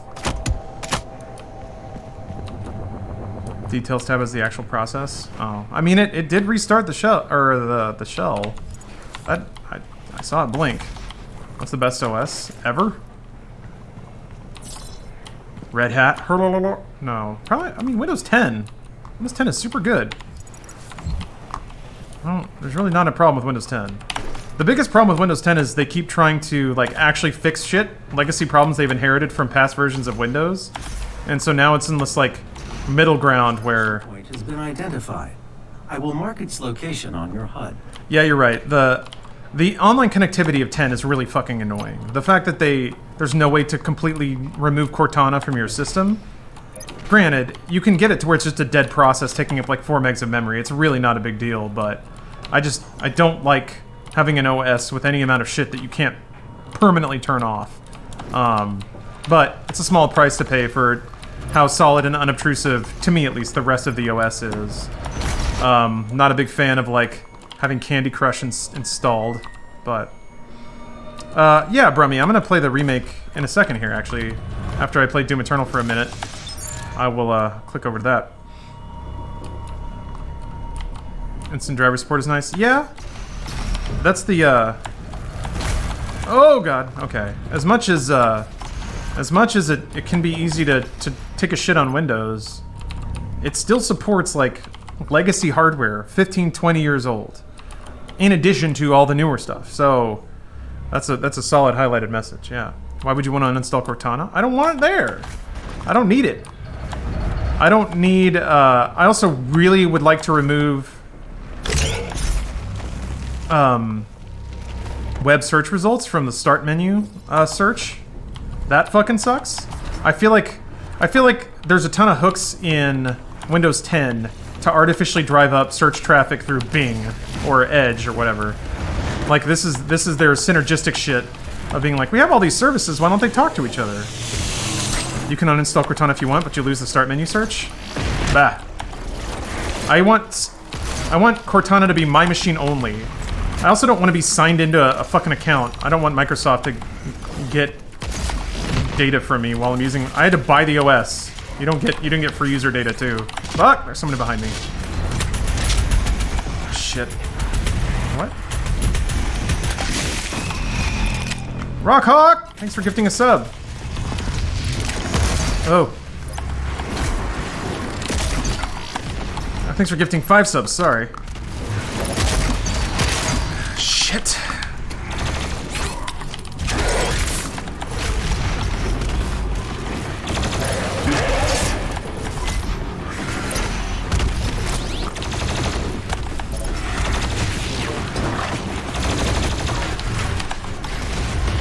Fuck. There you are. No!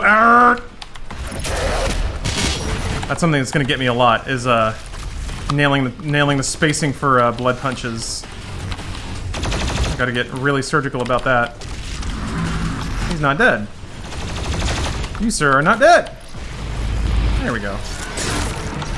You can have a local account? You can, but They actually changed the Windows installation now that you have to sign in with an online account and then convert it to a local account. Which is annoying as shit, because that creates a whole set of user folders based on your online name. And that it, like, tries to pull down all of your settings and shit.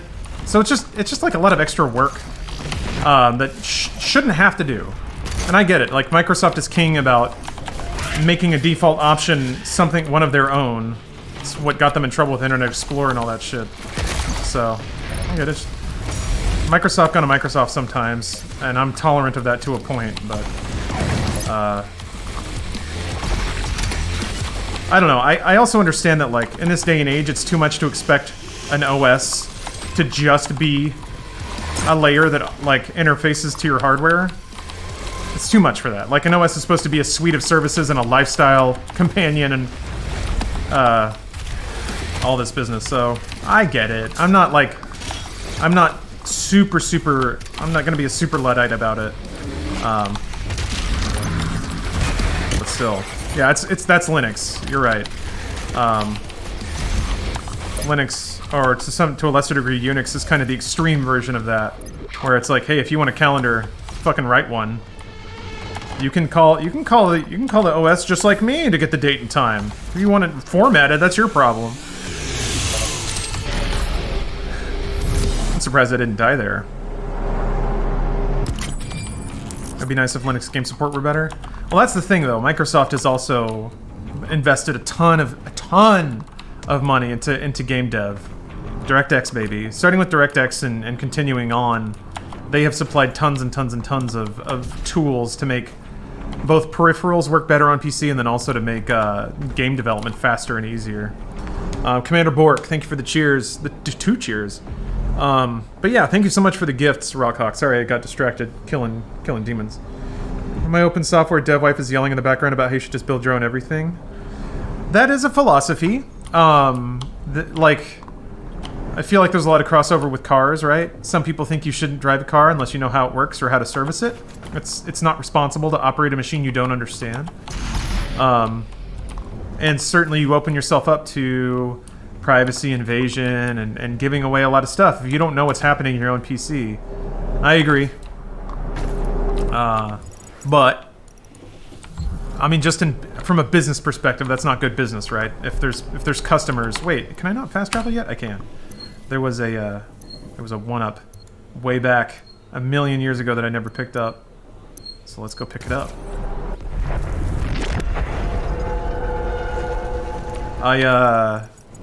As somebody who has actually written a driver, which was not a fun task, I understand why it may be a bit much to expect other people to do that. There was a unique joy in, like, getting the fucking thing working, but that's not something I would expect an average person to do on their weekend. Oh, I have to warp back. I don't think I can go all the way up. What was the driver for? Oh, this was a work thing a million years ago, so there was like this really old hunk of junk called what was it? I know the acronym was TCD, but it was like, you know, in like mafia movies, whenever they're counting money and there's that machine that you just like put a stack of bills in and it goes like it counts it really fast. It was one of those, and it was made in the mid '80s, so it was this like cast metal 30-pound just tank of a thing, and TCD is a traffic control device. It was something like a teller counting device, maybe? I don't know. Thick cock detector? Yeah, you know it. And let me tell you, it was going off all day. I mean, totally crap device is actually really good. Computer driver go brrr. That's kind of what it did. Basically, I was working at a company that made banking software, and one of our clients had one of these machines, and they wanted to use it with our software, but there was no Windows driver for it. I think it was like OS2 wrap or something like that. It was some old thing. Oh wait, I already fucked myself, didn't I? Maybe not. So one of my work tasks was to write a driver for it, which basically involved like looking up all the actual like registers you had to load and execute commands and just figuring out how to talk to the damn thing over serial port. It was a fun exercise, but no, RSU, it's okay. I actually really I like that meme. All right, 10 lives. I'm basically done. Go to the Isle of Torment. How long did it take? The documentation was pretty good, so it didn't take that long. I want to say to like get the full feature set they were asking for, it took like 2 weeks. But that was it. Slayergate? No, I'm not gonna bother. Don't need it.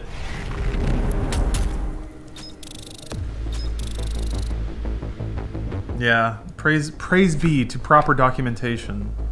Man, just trying to develop and avoid it's something, man.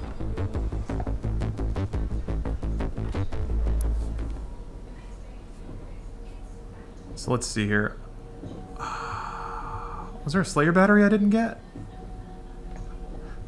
You have to work in 8 hours? Oh, Tom, yeah. Best of luck, dude. Hopefully you sleep well and have a good tomorrow. Hopefully your work shift comes and goes quickly. Oh, someone gifted your sub? Nice! You even got the newsletter, great! Oh, I only got one. I probably needed 2 so I could get a crystal upgrade. Once power has been restored, you will be able to access the entire ship. Can you do mission select on extra lives mode? I don't see why not. Hold on, let me see. Or is there only one battery? Oh, you can't do level select, okay. Oh, that's that then. 2 weeks to make a thing that will just allow another thing just to work. I'll stick to Windows and give me my user data. Yeah. I mean, several areas locked off. This wasn't made by Power constraints. Once power is by Microsoft. You will be able to access the entire ship. Oh, I think there is only one. I just have to use this one here. How's the sock drawer? Nice and organized. Thank you for asking. Said at my dono earlier. Thank you for being a great influence and a genuinely awesome dude. I don't have the donation window pulled up. I'm sorry about that. Hold on a second. Allow me to read it. Thank you for letting me know that I missed it. Also, Comic Book Nomad. Thanks for the resub. Just want to thank you for being a positive influence on my life. Maybe small, but just from some no-face stranger to you, the quintessential cool dude. Seriously, thank you. Come on. You're not nobody. You're tired gamer syndrome. Something that I'm intimately familiar with. Thank you. And supplementary systems. I did not organize my cum socks. No, those are in a pile as usual. Okay, so I guess there was only one battery there. Is this little PS script to detect USB mouse being plugged in and to start its software? Ah! That's nice. Is that like PowerShell scripting? Grab secret above you, shoot red light in the window, adds progression. Oh right, that thing, yes. I mean, is it progression that I need right now, though? Also, I'm trying to remember where that is. Is it in this room? No. I thought it was in here. Okay. Favorite game of 2020 so far? I mean, it's got to be Doom Eternal right now. Who knows though? 2020 is so packed. Oh, you're shooting blanks? Really? Nice.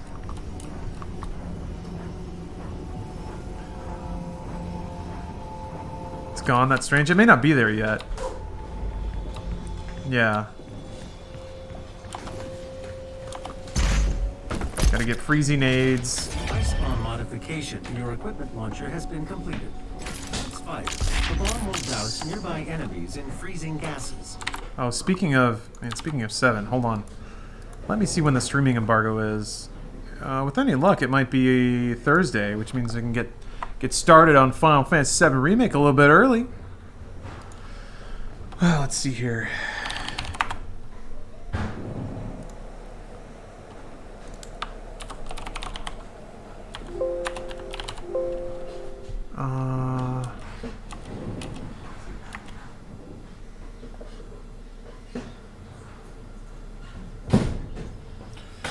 Let's see here. Thursday, 8 a.m. Pacific. Okay. So yeah. I'll be hammering that hard on Twitch starting on Thursday, which means I'll have to move my calendar around, but you can still get up there. I mean, it's just a cheat code, right? It's not that important. 7-hour embargo is the 10th. It was up today. That's weird that there would be a different embargo in different areas. Okay, so yeah, launch embargo,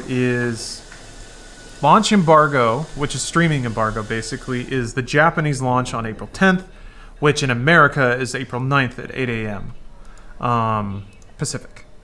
Yeah, I do remember when my calendar had GTA on it. It still will. But yeah.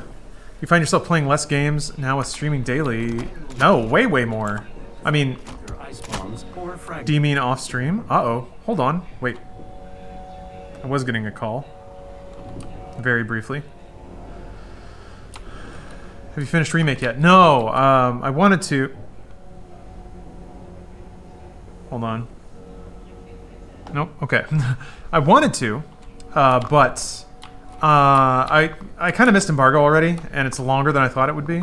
I'm like 22 hours into it now, and if it's like paced, if it's paced for when you leave Midgar, I still have like another 10 at least hours to go. So, you make your hobby your job, surely it would take its toll. I don't know that it has. I still really like playing video games, and I still play video games when I'm not streaming. I just can play way more of them now. So, oh, I have to go to the Repertorium, that's right. So, I used to always get that weird thing after clicking out of Doom Eternal, the taskbar stays up. Now I can't even click out of the window, even with borderless windowed. I mean, yeah, an application is supposed to lock your mouse to its window. Sometimes it doesn't, but that's usually because the developers like missed something. There's a state where it didn't capture your mouse to the bounds of the window. Took me 32 hours to complete, not rushing it. Okay. John, did you do all the side content? That's always the weird, like, that's the weird moment of clarity when, like, trying to review a game is when there's side content. You have to play some of it, but how much? And I got to the point where I was like running out of time, and I was like, well, I could skip all the side content. But the way the game is architected, if you leave areas that have side quests, you don't get to go back and do them. Okay. So, yeah, I got another 10 hours to go. I think what I'll do then is I'll just wait. I'll just wait and, oh, a cat, yeah, that part. I'll just wait, and I'll just start the game over. I don't know that I'm going to do a YouTube review. I thought I was going to, but maybe I'll do it like a week from now when no one's going to watch it. Wish I had passion for something like that. Even video games drain me quickly. There's nothing that you could just do all day forever. I'm very lucky. I'm very lucky to have something that I care so much about, and for it to be popular too. Super lucky. How cute was Cloud in drag? Well, you can already see a picture of it. They put out photos of Cloud wearing a cute little dress. Have you ever considered doing review streams? I guess I could. Are they good? Do people like those? Yeah, do what Alana did. I feel like that would be just the same as this. I don't know that I'd get tons more viewers for that, but I can try. The thing that I worry about with that is, given the nature of Twitch, if that kind of stream is a draw, then that means people are just going to find it and then trickle into it, which means everyone's going to ask the same questions over and over and over again. I could just get done telling you how cute Cloud is in a dress, and then somebody's going to be like, oh, a review stream, I want to know about Cloud in a dress. And then I'll have to tell that person, and then it's just going to be like, you guys are just going to hear the same thing over and over and over again. I feel like that's not a good format for reviews. But I don't know, maybe you guys have watched people do it well. Aren't streams kind of review streams already? That's where my mind is, comic book. I feel like when I start playing it on stream on Thursday, it'll be a lot of here's what I think about the game. For some medium to bigger Twitch streamers, just sitting and talking about video game trailers or random stuff is a big part of their content. That's true. I guess Maximilian does that quite a bit. But I feel like they do that because they turn it into YouTube content. Like React stuff. Do what Twitch streamers do for patch reviews. You can review it on Twitch and then take that recording and put it on YouTube for those who missed it. Yeah, maybe. But that would be like 45 minutes, and that's not a good sweet spot for YouTube. But if I don't care about YouTube, it doesn't matter. I don't know. Lots of particulars to consider. These are good suggestions, though. need to figure out something that... I need to figure out how to make the content of generation equal its market value, if that makes any sense.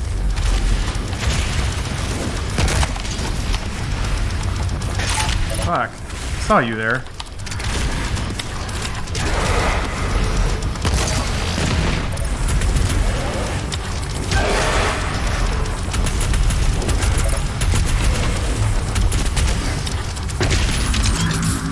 Oh, that was it? There weren't even any big demons down here.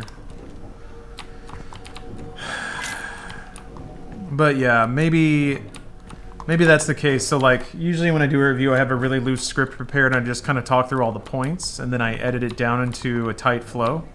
So maybe that could work for a Twitch. But then then what's the point of streaming it? Also, if I stream that, then I would immediately just have to cut the stream and start editing to get it on YouTube as quickly as possible.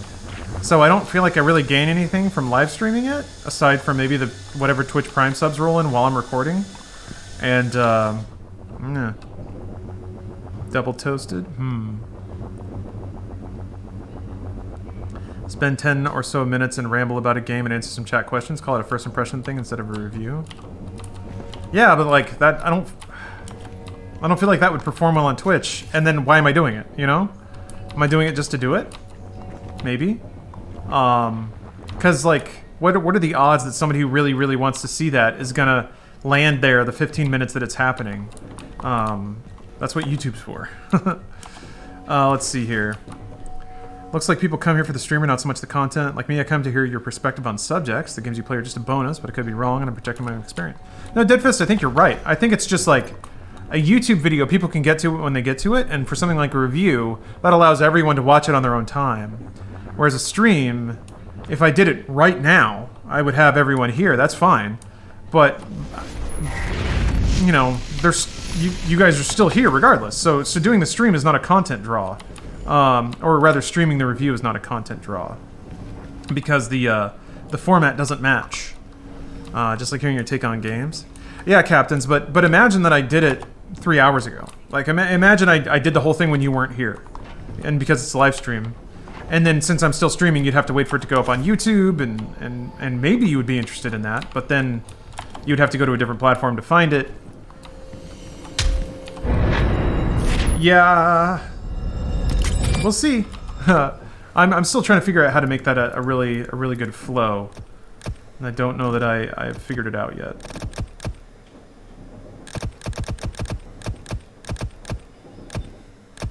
Oh my god, I feel like I need to save up 4 for the dash right away. Watch Matrix for the first time. I've been told not to watch 2 or 3 because they might ruin it. Maybe. That depends how much you like philosophy and pretense. Wanted your opinion? I mean, I don't know that they could ruin it. They'll change it. The Matrix 1 is still there, you know? So, I don't know. If you have the ability to watch other things and still appreciate the originals for what they are, then it's not a problem. Or, yeah. I don't know that 2 and 3 ruin anything, because the first one's still there. It's stressful when I catch a stream midway and need to decide if I want to watch live or from the start. Yeah. Liked your review, saw you weren't... subbed. Oh, I see what you mean. Oh, thank you for gifting a sub. Hustle and Slow, thank you for resubbing. Inzuka, thank you for the cheers. Don't have time to make pancakes before you change to RE3. I would say so. I'm going to try one more level. So yeah. I don't know, I'm still trying to think of how to do that. Maybe, yeah. Maybe I need to not worry about being so timely, and just when I finish a game, and not rush it, but when I finish a game, probably on stream, because streaming is fun, and playing games off stream is not as fun. Datnate, thanks for gifting another sub. Then maybe I'll just sit down after a stream sometime and like ramble out some thoughts, do real quick edit on it, throw some B-roll over it, call it a day, and then I'll experiment with that. I think I'll do that with 7, the 7 remake. I'll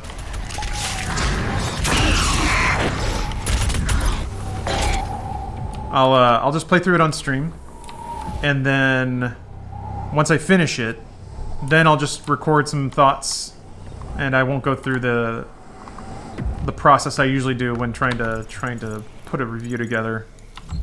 Hopefully the edit is shorter. Personally, I really enjoy these streams more so than the videos because the interaction. It's also very rare to find a community that's awesome. Well, thank you, Raz. I agree. I agree a lot. Huh. I mean, that's... Oh, no. That's a big part of why I really enjoy Twitch over YouTube, really. YouTube is awesome and it's fun to read comments. But, yeah, it's just not the same. It's not as immediate.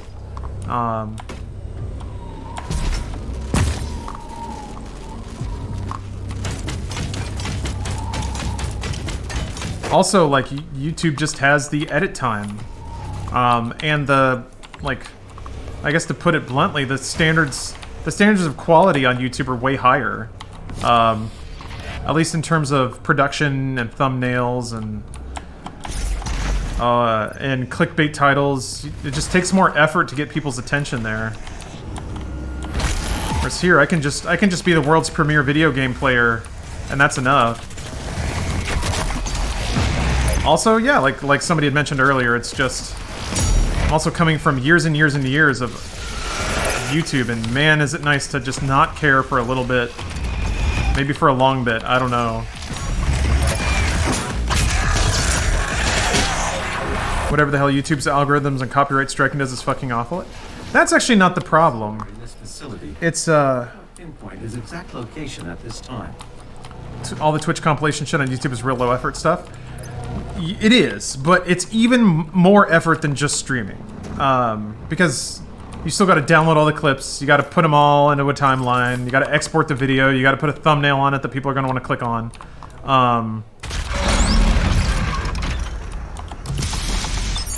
None of that stuff you have to do on Twitch. And the copyright claiming stuff isn't really all that bad. It truly isn't. It is my humble opinion that the people who complain about it, like, just don't want to learn how to play the game sometimes, or they just want everything their way. It's really not that hard to dodge around copyright on Twitch. The algorithm you could point to be like the failure of everything, but the algorithm's just showing people what they want to watch. It's not the algorithm, it's other YouTube creators that are kind of the problem more than anything. It's the fact that clickbait works, and creators got really savvy at learning how to title videos. So, because they've had years to do it, and they're given all the data about what works and doesn't work. So it's not YouTube's fault that a video that's genuinely titled doesn't get any viewers, because it's the viewers who aren't clicking on it. Yes, yeah, Dr. Levin, you're right. Media share exists because it's really hard to bust a channel violated copyright live, unless they do it habitually and get reported about it. I don't know, like, someday we'll have systems that are fast enough that can grab live streams as they're broadcasting copywritten stuff. That's gonna suck. For now, it's just kind of in a nice little middle ground where people agree to just look the other way. It's not exactly what people want to watch. I've been recommended stuff plenty of times that I care nothing for. It's always related topics, though. Well, yeah, Medi, that's the case with you. The way the algorithm works is that for the majority of people that watch the video you watched, the videos that it serves to you after are the ones that as a whole, they were most likely to continue watching. That's truly what it is. So it may not have interested you, but it probably interested the majority of other people that watched that video. Are you saying none of their complaints are unfounded? You might have double negative there, TJ Laser. I guess it depends specifically which ones you're talking about. Content ID does get abused, especially if you work in like film reviews or TV reviews, because I know that footage gets clamped down really bad and in a really aggravating way. Algorithm woes, I think, are completely unfounded. I think if you're having issues with the algorithm, you're just having issues with the fact that you're competing with every other YouTube creator all the time. And that's not YouTube's fault. It's because everybody wants to be a YouTuber. So, did you think it was going to be easy? I think most creators don't realize the volume of content they're competing against for people's eyeballs and attention. And if they think they're the only thing on YouTube, it's confusing why not everyone's watching their videos, but... like I said, that's kind of the game. I don't know. I also think to some degree, like, it's a good content strategy to play the victim. And saying it's YouTube's fault that I'm not famous is like, they can't fight back. So picking on YouTube is a really easy target, because what are they going to do? Come out of the woodwork and say, no, you're full of shit. Make better videos. Doesn't YouTube have billions of hours uploaded daily? I don't know if it's billions, but it's a lot. It's an insurmountable amount. And I think that's something that no one really thinks about. I'm an electrician, I dig dishes. You do hard work, man. You run electric cables underground? Or is that a reference to something I don't know? Oh, you're gonna give me a beer to title your videos? Oh. Well, hey, if there's no content, or if there's no performance mandate, I will title every video you want. Just coming up with the title is not hard. Coming up with one that people want to click on is harder. Must be tough not knowing what is confirmation bias, that you blame the YouTube algorithm, not actual programming changes YouTube makes that no one is told about. So, yeah, I get that. Changing the nature of YouTube is tough. Is it possible to... So, this may be a bit too far. I agree that creators deserve some amount of transparency. But consider this. Consider the way that a lot of creators already talk about YouTube. And they're getting paid by YouTube, and they will throw YouTube under the bus. So, imagine that YouTube gives them explicit data about what they're doing. That's only going to give them more ammunition to continue to villainize YouTube and paint themselves as a victim. It really will. So what YouTube does, and it's really the only option they have, is they try philosophically to tell creators how to create. They say, like, we're not going to tell you the math of how the algorithm works, because to some degree they may not know. It's all big data stuff. But they say, here's what we look for. Here are the metrics we prioritize. They're as open as they can be, as far as I can tell. Because, yeah, they have, like, free online courses where they straight up say, here's what the algorithm looks for. And it is, if we serve someone your title and thumbnail, whether it's in search, whether it's on the homepage, whether it's in a related video, one, do they click on it? If they do, yes, you've already ranked up a little bit. Do they watch the whole thing? If that's yes, then they rank it up again. And do they go from that to watch another video? Doesn't matter if it's yours or not. Is it something that encourages more content consumption on YouTube.com? And if the answer to all three of those things is yes, then it's going to rank it up in the algorithm. And that's it. And that's borne out in a lot of the data that I've seen too. So there's not a whole lot to get mad about there. Aside from the angles that they play where they derank videos based on a bunch of other factors that they may not be 100% explicit about. But they are as open about that stuff as they can be, because they will tell you philosophically what they derank, because they try to avoid other problems that are much bigger. So the problem with that is, like, let's say that you consider, I guess in that fuzziness is where the problem is. If is YouTube deranking me? If you're just making gameplay videos, no. If you're making videos about coronavirus, maybe, because they have an active invested interest to not allow profiteering around videos about human tragedies, because that's been a problem. People are making, like, fucking videos about Sandy Hook. YouTube doesn't want to get caught slipping like that, because that's really, really bad. So I don't know. Frankly, to me, a lot of, as someone who has worked on YouTube as a platform and made money for a company for 7 to 8 years, a lot of the complaints that I see from YouTube creators can really get filed under like, this should be more popular than it is, and I'm mad that YouTube didn't make it that way. A lot of people just really can't understand why they're not making the amount of money they feel like they should be. I will say, like, during the demonetization stuff, it was really crap that YouTube didn't say anything beforehand. They just started doing it and didn't tell anyone. That's not an issue until YouTube starts lying, which they have done before. with them systemically demonetizing LGBTQ plus videos despite claiming otherwise. Not saying they ain't allowed, but they're going to do that sort of stuff. Yeah, so Medi, I agree. I think that a lot of times YouTube doesn't know what YouTube is doing because it does all big data stuff. I think... So the thing, too, I think to consider there is with demonetization, those are advertisers pulling those strings. Demonetization literally means an advertiser may be uncomfortable with this content. And when you think about it in that context, I'm not saying it's right, but doesn't it kind of make sense that demonetization might have hit those videos? Not saying it's right, just saying kind of makes sense. That not all advertisers would be okay with that kind of content. That's their problem. You could argue it's YouTube's responsibility to push that or make advertisers okay with it or represent it better, which they might be doing. I don't know. But advertisers really do wag the system. That's where all the money comes from. So advertisers call the shots. Well, no, the viewers call the shots based on the way that they move and the videos they click on and decide to watch. Under that, advertisers, because they supply the money that makes the world go round. And then under that, the people who actually make the content. And the content creators are ranked so low because there are 3 billion of them.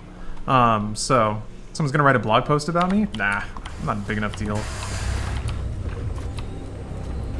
Again, like, I'm not calling anyone out here. I'm not saying if you're a YouTube creator and you feel anger at the system, I'm not saying that your anger is unfounded. I'm just saying there's a lot more nuance to it than a lot of people usually chalk up because they're just mad they're not making money or that their video performance is starting to fall off and they don't know why. And the unexplained aspect is that the algorithm is ranking them down. Anyway, hopefully those takes aren't too hot for you guys.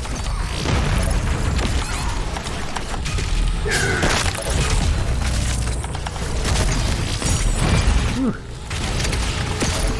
Shit, I thought you were gonna be dead. Whew, okay.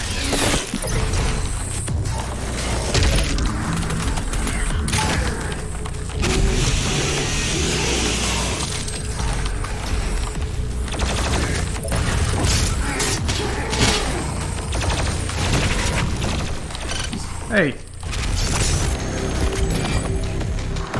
Gonna have to ask for my money back on that sub that was gifted. I'll spot you. Just slide me your PayPal address and we'll balance it all out. Yeah, that's why family-friendly stuff is so big. Yeah, that's always been the case. As long as media has been media, family-friendly stuff is always what you want to be involved in because it has the broadest viewership. It has the broadest advertising pool. Brian, yeah, I've gotten used to it, I guess. To some degree too, and this is also me. This is not me throwing shade or anything, but a lot of YouTube complaints are also people just figuring out how media works in general, or how advertising relationships work. Like the people just being mad that they can't say whatever they want and suffer zero consequences. Never been that way. If you make racy jokes, your advertising potential is going to be limited. That's always been the case. Missed a 1-up? Yeah, well, I didn't miss it. I have to go back for it later, I think. Also, Dr. Salt Neo, I do enjoy your name. I think you have to... Oh, wait, is it around here? It is around here. You're right, I did miss it. You right. Yeah. I mean, ASMR videos are 100% safe too, like you were saying, for the people who aren't creeped out by them. But that's the idea, yeah.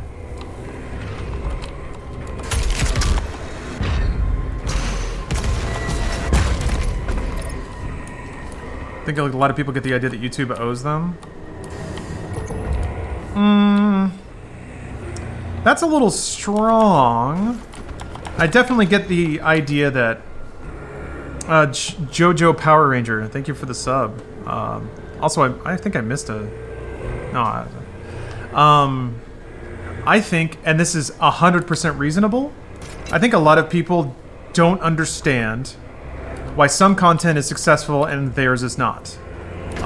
Because I see a lot of, like, makes sense, a lot of, like, copy similar kind of content on YouTube. A lot of people just kind of swimming in the wake of other content creators that make stuff that they see working. It makes sense to do that.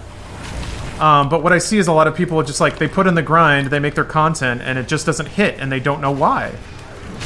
There may not be an explanation. It may just be that there's too much of that kind of stuff, or it doesn't have that spark to really drive or capture people's interest. So I don't know that it's necessarily feeling owed, but I do get a lot of the like seeking some explanation for the disproportionate success of people. Like why is it working for them and not me kind of stuff. And in the absence of any actual data, the only thing that really adds up is that, yeah, there's something about the algorithm, there's something mysterious, shadowy happening, that this thing should be working for me, but it's not, you know? I get that. And again, to some degree, that's just media again. Who knows why one person is a hit and cast in everything, and somebody else who's equally talented and good-looking and just isn't? They just don't have the right vibe for the right time, their face is a little bit off, their voice doesn't have the right tenor. For people who really want the dream of being a content creator, it can be really, really frustrating to not get workable data about why that's not happening. So that, to me, that's what I see. I see frustration at the lack of career progress, or the lack of what's the word? Success, growth, and when you don't have that, you're just left to wonder what's going on. Ooh. Yeah, luck also plays a part. Yeah, a lot of big YouTubers got there because they incidentally, or luckily, just happened to make the exact right kind of content that YouTube was looking for at the exact time they were making it. That is a huge part of it.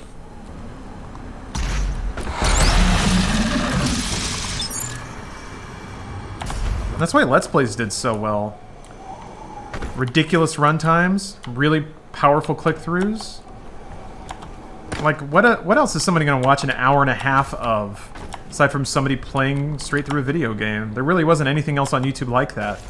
Now we have, like, hour-long mixes of music, string watching of, like, music videos was a big thing. That's why those got ranked up so high. Pooter Magooter, thank you for the sub. Meme compilations, prank videos. These are like, they fit the T of all of the, podcasts. These fit the T of all the metrics that YouTube looks for, and lo and behold, they actually paid off really, really well for the people who accidentally got there early.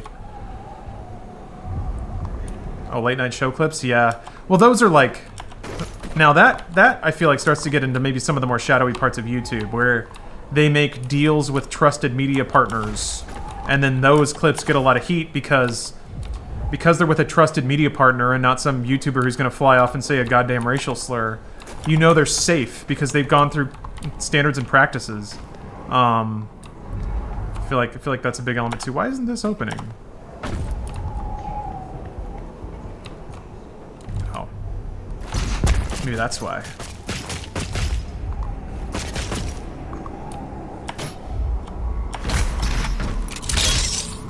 Thought I was blessed when I got 500 subscribers on my roleplay video game Let's Play channel. Ooh. What role do you play? Can you give us the you won't show a dead body in a forest guarantee? I can. So Alpec, that I think in a microcosm you've hit on it, is that without standards and practices, which is what YouTube was, and like when everybody could earn ad revenue equally, there was kind of a race to the bottom, and people are really excited to see content that seems like forbidden, especially like 14-year-olds. Ah, why didn't I double jump?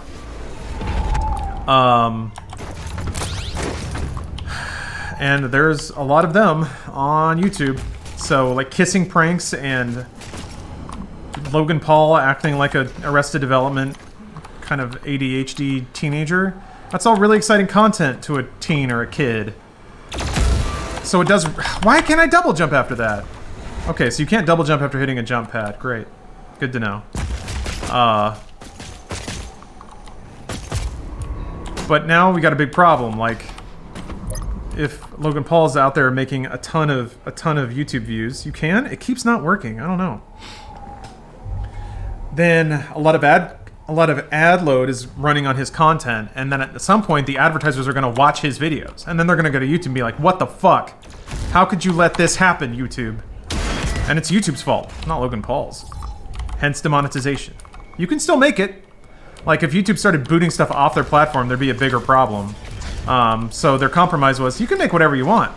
We just can't promise that advertisers will be okay monetizing it.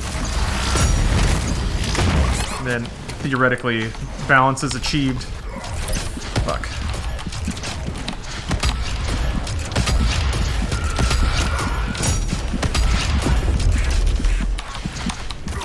Jesus. Woo, 1 health.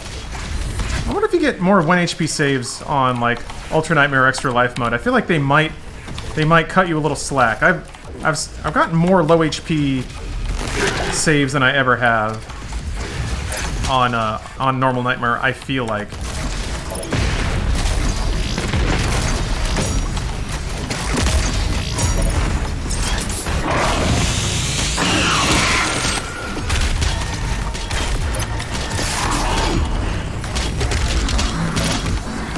Where are you?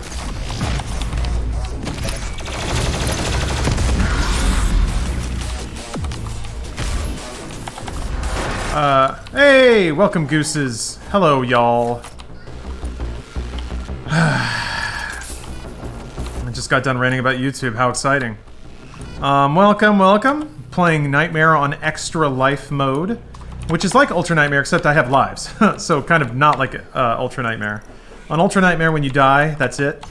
On this mode, you can stockpile additional lives, and shockingly, I have quite a number right now because we're still at the beginning of the game. So, I'm playing Doom, baby. Hello, it was Media Share Monday, right? Did you guys watch some good videos? Yeah, Anonymarth. Finished the lore run. Indeed, so... Just now I'm just doing, this is kind of this is a scouting, basically. I'm learning the game, learning when I die, most importantly.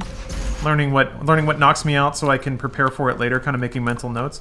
I should probably start writing these down. When you die in Ultra Nightmare, you have to start from, yeah, you have to play the whole game over again. You have to beat the whole game without dying. That is Ultra Nightmare. On this mode, at least, I can die 13 times. Maybe a little more if I keep picking up lives, so... Speed boost after glory kill sounds good, actually. I think I'm gonna go with this. This level's one of the hardest on Ultra Nightmare? Because you still don't have all your tools, and it's really long, too, yeah. Black Flag, thanks for the resub. Also, Eddie Vane, thanks for gifting out a sub. I know it's not that kind of Vane, but your name does kind of sound like a porno name. Just a little bit. Playing Doom 2? Nice, Pie Man. Yeah, a lot of the like traditional achievements I have left are multiplayer related. There's like in-game achievements that are different too. Ooh, AH Thoric. Hey, thank you for the sub. I'm playing Blood? Strelic, like OG Blood? Oh shit, right. Oh no.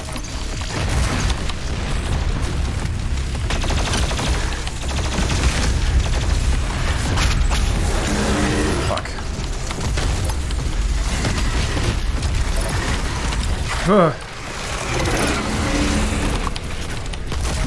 Oh, I'm so fast!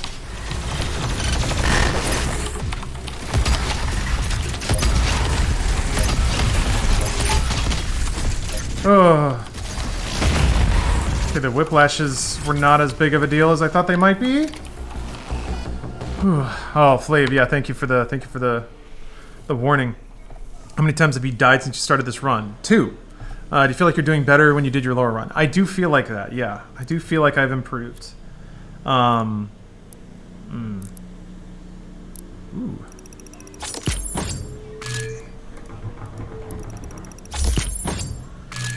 Commander, thank you for the cheer. Hey, Turbid. played much of the multiplayer. I played a couple of matches. I'm honestly more excited to really dig into the campaign and beat this up and down, because the craft of the campaign is really, really good. I'm super, super enjoying it.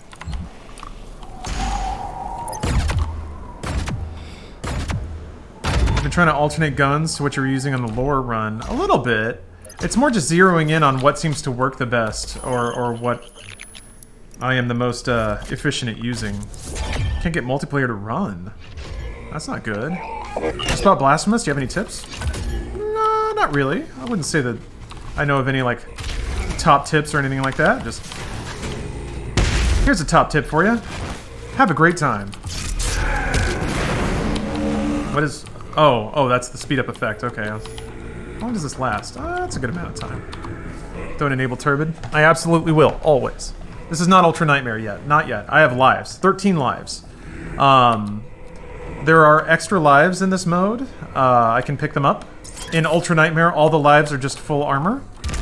But in this mode, I can pick up lives, and I can play until I run out of lives, at which point I have to start over, so... This is a wise thing to say, so I'm going to say it out loud. It's going very well so far. There's a token I gotta get. As soon as I remember how to.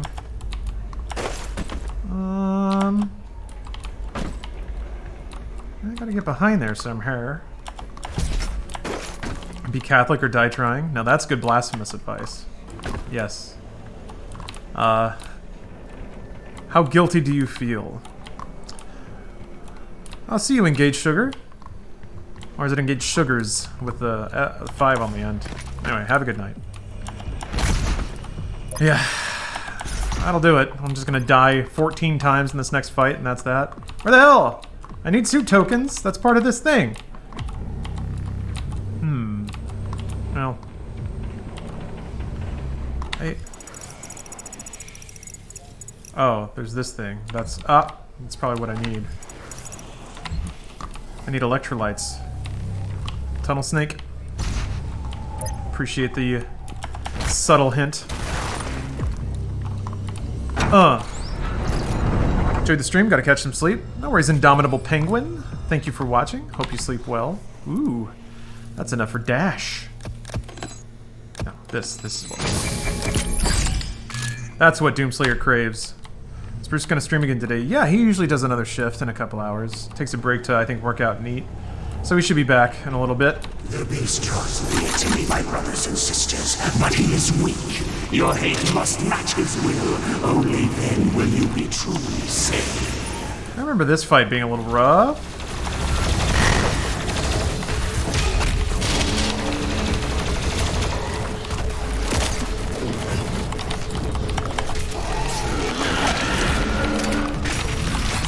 No, that was a bad idea. Woo! Do not ever do that again.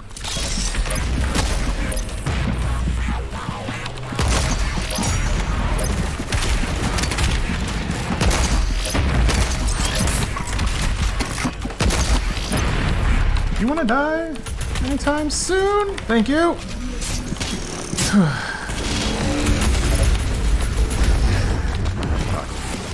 Could have used that. Glory kill. I hear an Arachnotron. There you are.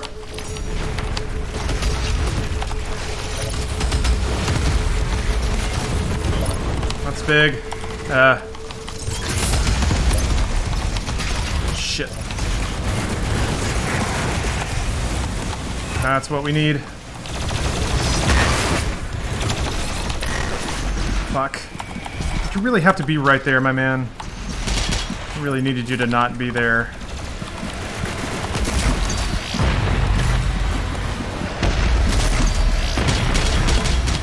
Shit!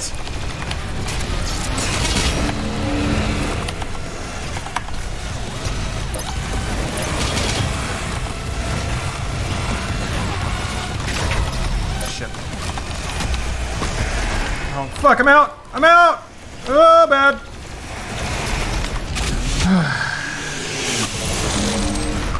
Shit! Ah! Okay, that's a life. Fuck. It is astounding how well they can reposition around you. Okay. Chainsaw more often. Lesson I hopefully learned.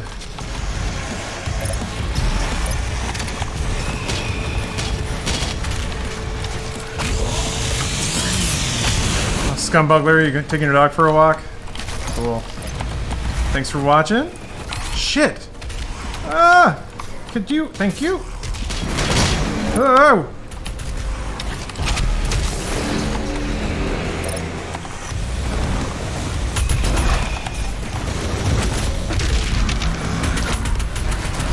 No! That's two.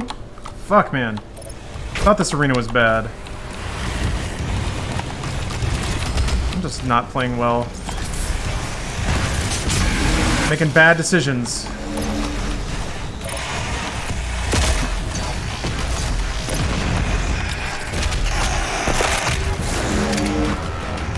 Okay.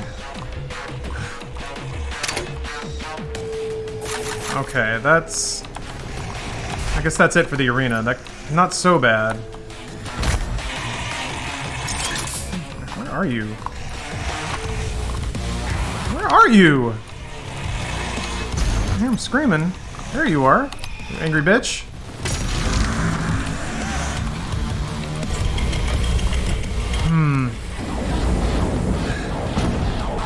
Aesthetic Bartender. Thank you for the resub. Much love from the UK in these tough times. Keep entertained. I will keep playing video games. If people need me to play video games, I will. Commander, thank you for the cheer. It was good work. It could have been cleaner. Definitely could have been cleaner. Galactic on HTX. Thanks for the Prime sub. Oh, there we go. I was like, I keep seeing blinks. Keep seeing a tab blink. Driving me slightly crazy. Thank you. Yes. Ought to be a shirt. I do have a very bare bones Teespring thing. Maybe it's time to build it out a little bit. Hey, ayo. That's a spicy meatball. No fucking way I could play this on Nightmare. Ah! Don't sell yourself short. I bet you could do it. It just takes time. Oh. All right. Ooh. Ought to be a shirt. Ought to be a shirt. Yeah. You should make a shirt out of that. Oh. For start, I don't have Doom. Well, you do. Oh. You do need that, I guess. Huh. Second playthrough. Let's see here. Oh, I missed it. Let's see. Have you seen anything about Valorant? I watched some of the streams of people talking through their beta gameplay footage. Doesn't seem like it's for me. I've never really liked games that are made to be competitive. I'm sure like some part of Valorant is fun to play, but also I was never a huge Counter-Strike fan. I played it just because it was what everyone was playing. So your salvation lies in his destruction. yeah. Finished Blast VOD. Want to let you know you can use Sticky Grenade to pop the Maker drone. Saw you awkwardly switching rifle times. I didn't know that. He has lost the Okay, thank you. Eat his soul. I must survive this. Protect me in my time of need, and you will secure your place in the new world. Oh jeez, I wasn't even paying attention to this. Oh, Sentinel Crystal. Okay, that's pretty hard to miss those. Yeah, I mean it's gonna have a big push obviously if Riot's behind it, and they need to. I feel like they finally understood the need to not be a one company or a one game company. I mean they've obviously been working on all this for a while, but what's weird is because like League is still doing super well. But you ever play Rocket League? I like Rocket League a lot. Super shotgun. I'm bad at it. I'm horrible at it, but From your past. I respect it. Priests have kept it hidden from you in this remote location. It does kind of also slot into the same aspect of like, I just don't really vibe on just purely competitive games. I like to compete against computers. Beautiful, pure, sexual computers.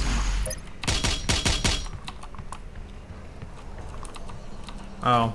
Well, yeah, I mean, it is in beta, so I'm not passing judgment on it, really. I'm also just not... It's not for me, I don't think.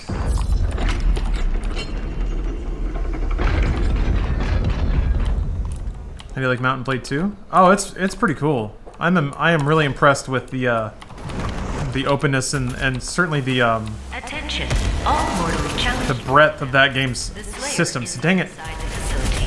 Please proceed with aggression.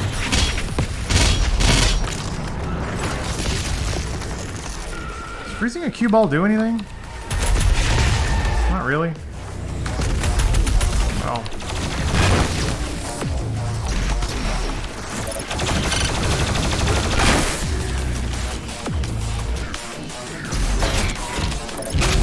Range. Stoner, this is as far as I've ever gotten because I've never played this mode before. This is the first time, so. Oh boy. You are watching a personal best happen live. What? Oh! Oh! Oh shit. Fuck, man, just like that. Holy fuck! God! They just drop on you! Yeah, I don't know about this room. This is gonna be a real pain in the ass. This is the campaign. Ah! That's 3. I haven't even gotten to, like, it gets worse, too. Fuck, there's too close. I thought there were, like, whiplashes and stuff. Okay. God damn. Okay, so... there are two demons there. Gotta make the most of those cue balls. Yeah, you just can't be shooting them as soon as you get down there.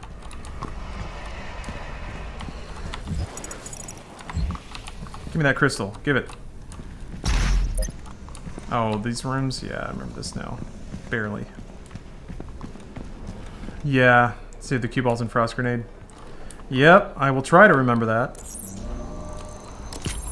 When Draku did this, he saved the cue balls to take out the Arachnotron and Mancubus. Yeah, that makes sense. Commander, thanks for the cheer. That's the room with the smaller areas you have to open by smashing a chain. Oh. You mean like... oh, through there? Yeah, yeah. I'll figure it out. Catch you while I'm doing this before Ultra Nightmare. This is the half step. This is me doing a run where I can still die, but learn where I die and what to do, or like when I know I need to be extra cautious, basically. So I'm just making loose mental notes about where I die and how. Delicious. Flame Belch seems really nice. Maybe it's this that I need next. And then it's also like figuring out upgrade routes and builds and stuff like that. Oh, hey, Marazard. Good to see ya. Made the trek all the way from YouTube, huh? Well, thank you. I very much appreciate you. I remember this one being bad. This optional one was pretty raunchy. I remember dying a couple times to this. Normal playthrough. Oh, yeah. Does the map show you armor instead or not appear on the map at all? That's a good question. I think it appears on the map as armor. Are there builds in Eternal? I thought you could unlock everything. You can. It's more like, what order do I need to get stuff in? Don't do it. Yeah, I remember this one being bad. I remember dying a few times to this one, so I'm just going to leave it. How long do you think it will until id Software will think DLC should be added? I mean, I don't know if it's so much when they think it should be added, it's when they can build it. COVID has probably had some impact on that. On their timelines and stuff. Can't remember. Oh, I need to go. Yeah, I'll just go down here. Give him a year. Not bad. I mean, there's still plenty in the game. There's this. There's getting through it without any upgrades. There's finishing extra lives mode with more than 10 lives, which will be an interesting one. So wait, if you can't replay levels, how did Ray do this with like 130 lives? Are there that many in the game?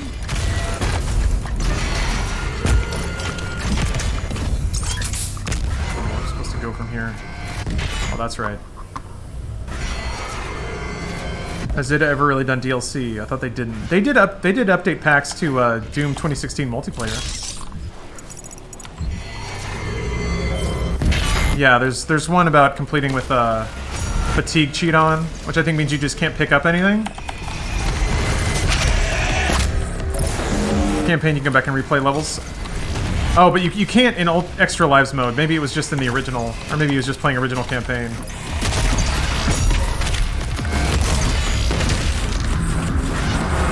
Maybe I misunderstood what somebody said earlier in chat then.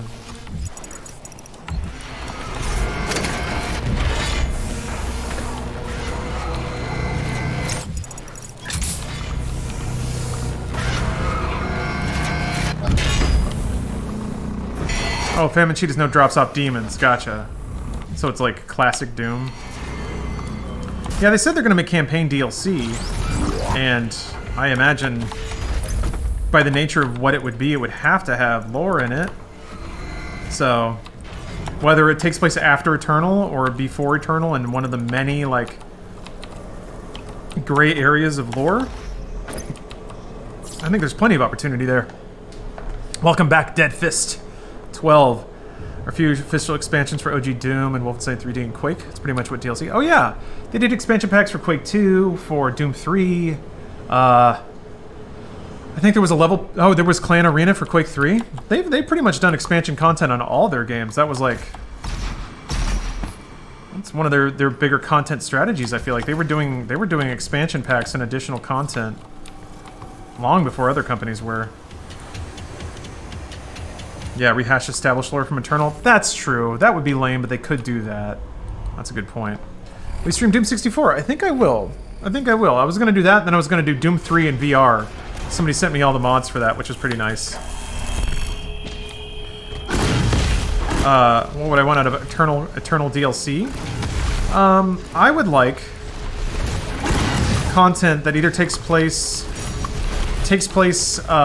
between Eternal, or sorry, between Doom 2016 and Eternal, just to figure out what the Doomslayer was up to, figure out where Samuel Hayden sent him after the end of 2016. That'd be cool. And how he got the Doom Fortress, that'd be neat. I would also like content. There's plenty of talk about this Doomslayer with the Night Sentinel, back when he was a Night Sentinel. So I think it'd be cool to like see that. They describe a lot of really amazing fights between the Night Sentinel and the demons. Getting rocket barrages here, just shooting rockets is too good.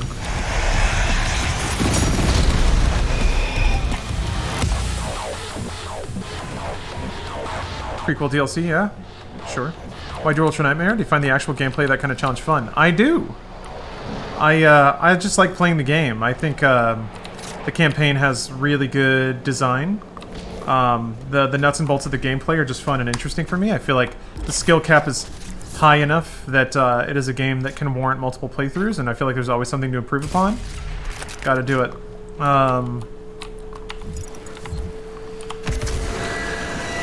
And I just like taking on really hard challenges in games.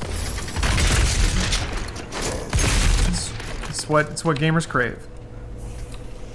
I mean, there are, like, certainly there are, that doesn't apply to everything. There can be challenges that are just not that fun to do. They can be tedious or unfair. I feel like that's kind of the big thing. But Doom's challenge never felt that way for me.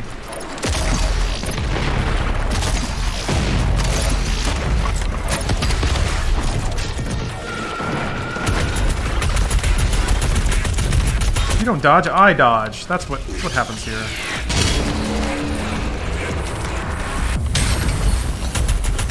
Oops, well, whatever. And, I mean, from a content perspective, I think it makes for pretty good streams. Something that has tension, has a narrative arc. You get that a lot from, like, Battle Royale games. It's rare to get that from a single-player campaign game. And those are the kinds of games that I like playing. So, I feel like it's a good intersection of being, like, decent Twitch content on top of a fun challenge. Oh, the demon possession? Yeah, it's weird that it's in that part of the campaign and really no other place else ever. I Once that was in there the first time, I was like, oh, so they're gonna have me do this more than just this time, right? Not really. Yeah, I finally got the energy drink sponsor I deserve.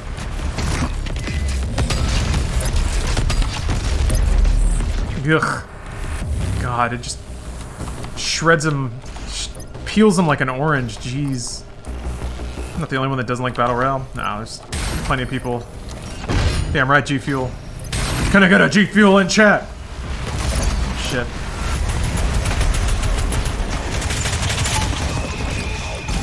Oh.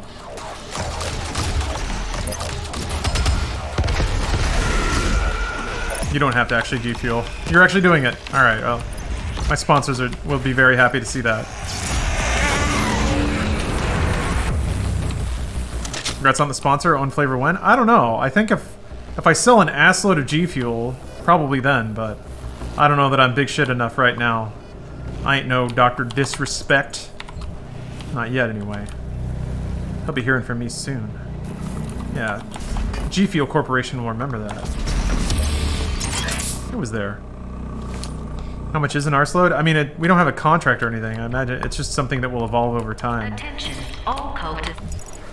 Also, this is a real thing. Something that's interesting is like Destroy the Slayer. a lot of Priest must survive. this is a bit of a supposition on my part, but I think I strongly believe that this is the case, as that it's going to take some time for me to separate myself in people's eyes from Rooster Teeth. Namely, like when it comes to ad deals, if there are sponsors that are already talking with Rooster Teeth or have already spoken with Rooster Teeth and already have deals with them, they would justifiably have no reason to want to pay me for anything if they think that my audience appeal is just an overlap with Rooster Teeth's, you know? So until enough time goes by, or I substantially differentiate myself to show that by myself I have a significant following to advertisers, it may seem like there's not a lot of reason to invest in that. That's how it feels to me. So it's a bit different from a lot of other content creators that have always been independent. They kind of have already proven their market value as an independent creator. Tired gamer syndrome. I think your take is accurate.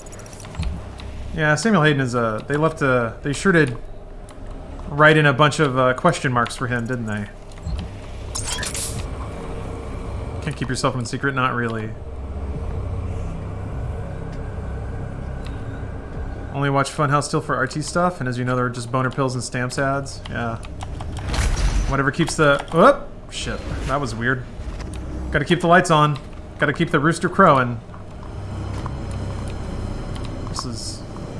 Why do I feel so stupid right now? What am I missing? This jump pad's not active. What? Oh, maybe I have to stand on the thing. No? Just made a really short video showing how to fix the taskbar issue. It took me some time because I'm an idiot. Sure. Yeah, go ahead and DM it to me. I'll warn you, the thing that worked for you may not work for me. So, because if you were talking about just tabbing out and back in again, I can promise you I was doing that. I can absolutely swear to you. Maybe not in the right way, but...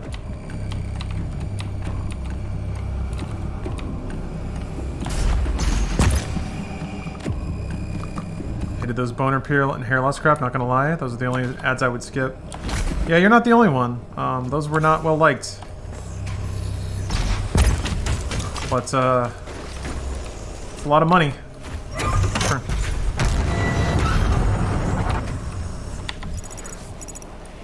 Turns out pharmaceutical stuff can be worth a lot of cash.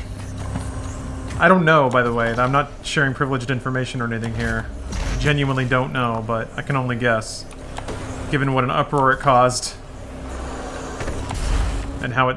Whoop! How it stuck around. Well, whatever. I don't think there's anything over there.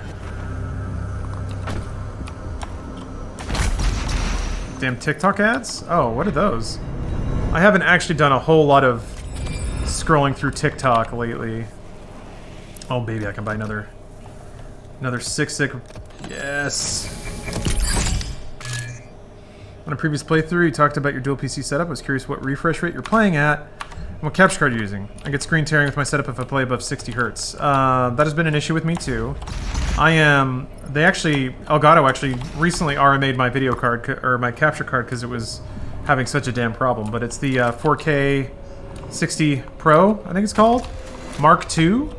They had to RMA it, so I got the Mark II instead of the first run, but that is what I am using. I got all kinds of weird problems playing above 60 hertz on this card. At 144, the frames were just really stuttery and bad looking, because they weren't... If I was playing at 144 and streaming it... damn it. Alright, hold on. Hold on. Somebody wants to get banned in chat. Is that supposed to work? No, it doesn't matter. Nah, we're good. Yeah, so it was weird. When I was playing at 144 and then streaming at 60, it means that the frames that capture was grabbing weren't equally spaced, because the time differential wasn't the same. So I switched to 120. Oh, this one's rough. I'm not doing this one. Alright,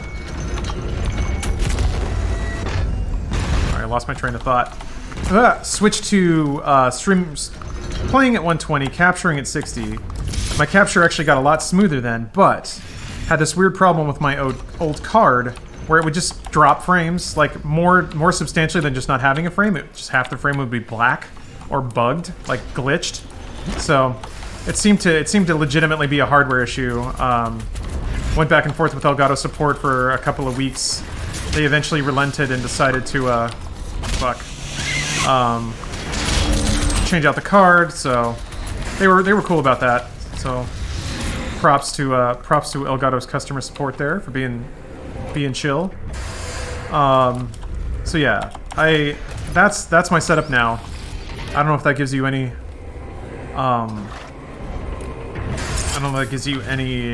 context or actually answered your question. What was Drog doing? He's just spamming a Twitch URL. I didn't even see which one it was because I feel like that would give the channel power, and I don't want to do that. What's up, Deadman's Tune? Good to see you again.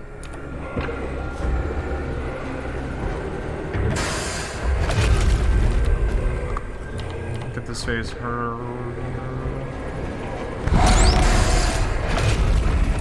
Yeah. You guys are already on the best Twitch channel. We know that. We know this. Oh, thank you, Trey. All right, I'll check it out later. It's really not a big deal to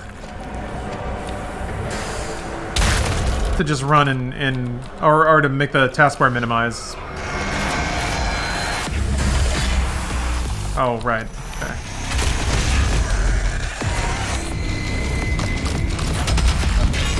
But I will take a look, because it'll save me effort later. Ah, his little butt. Look, demon butt.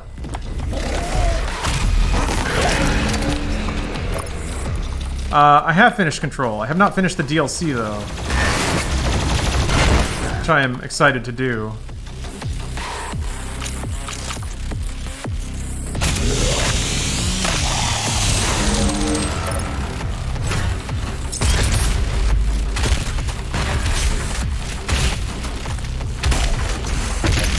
Oh.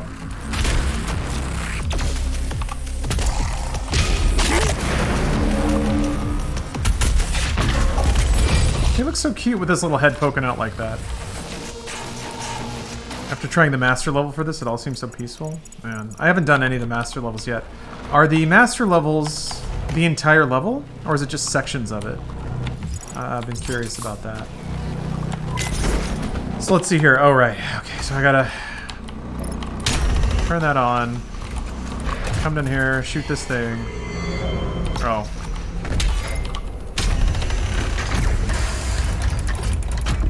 The whole thing ramped up with endgame crazies. Ooh. Are you growing tired, Slayer? We will break your will yet. Is there any, like, in-game, reward is too strong of a word, but like acknowledgement. I guess you get account XP for beating master levels. That's probably it. Full levels, pure chaos. Ooh, exciting! Ah, no.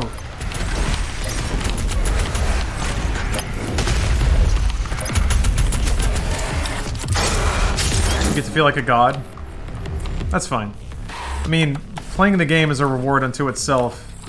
Was always the idea with old Doom mods and stuff like that.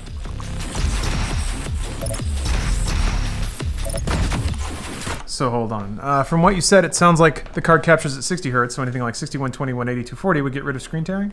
So screen tearing is a different issue. I have had it, yeah, I've had issues, Marazard, where I can play, if I play full screen seems to be the issue. If I play full screen, I can tell the game to turn VSync on, but the feed it sends to the capture card will still tear like a mad dog.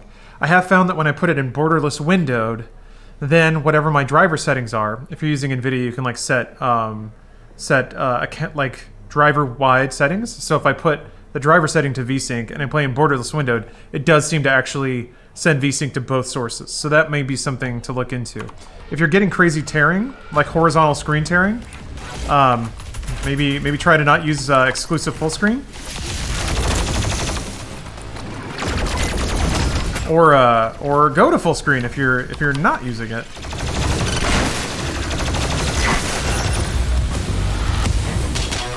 Or fiddle with your driver settings about VSync, something like that.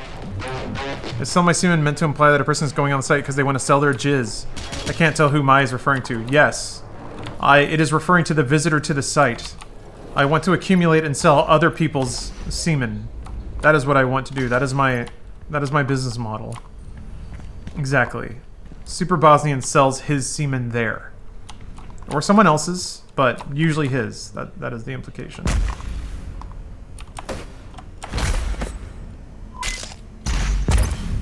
I mean, it's not trading. Hold on. Who said that? Birth control. No, absolutely not. Do you think I registered trademysemen.com? Because I didn't. So I don't know what you're on about there. I didn't even want to do that, but I did it. Trying to remember how to punch that thing. Gotta punch that block off. Gotta get up there. Gotta get up there. Girlfriend walked down at the start of that description, then promptly walked away. Yeah, she's jealous, I bet. She doesn't want you selling your semen. She wants it.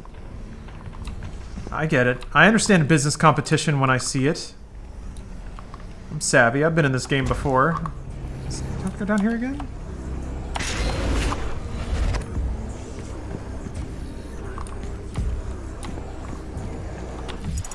Why am I being dumb right now? Sometimes the platforming sections in this game make me feel like a big dum-dum. That's just for the key? Yeah. On here?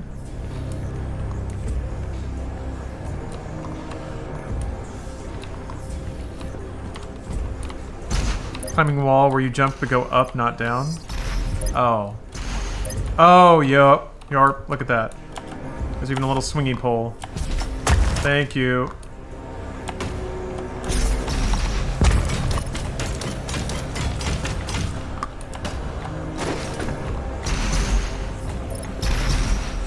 Hey, Waffle Whiz. Good to see you again. Howdy. Imagine if another global pandemic started because of this bustling semen trade. I would never. Okay? All semen fenced at sellmysemen.com is rigidly... Why can't I double jump after hitting a jump pad? What's going on here? Okay, well that worked. Rigidly disinfected.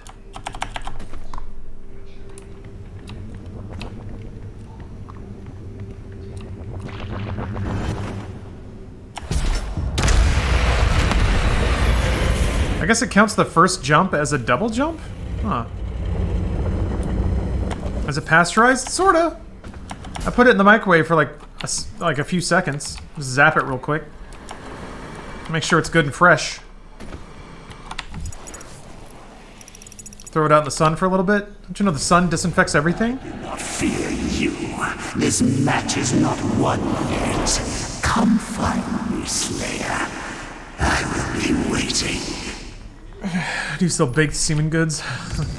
Like that cookbook, Bountiful Harvest or whatever it's called? Blech. Oh. Blech.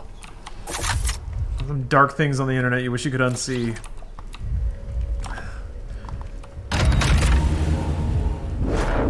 Yeah, just throw it on top of the radiator like the cum jar.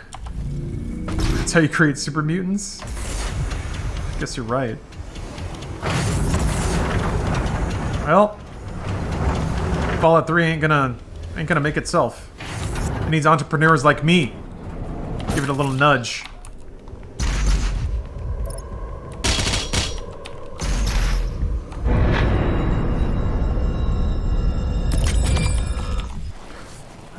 Okay, what other suit upgrade should I start going for? I feel like... actually, the regenerating barrels are kind of nice. How do you unlock Doomicorn? You have to link your Bethesda.net account to Amazon. I remember this fight being rough.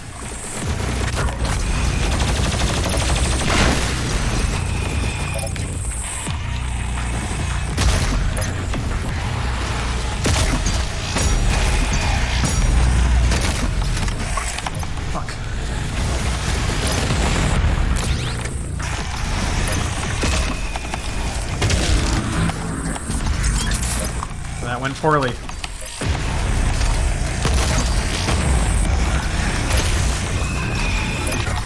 Fuck. Mother. It's taking too long to kill revenants. This guy should not take this long. Oh. Nope. Fuck. Fuck. That was when I should have used Heat Blast.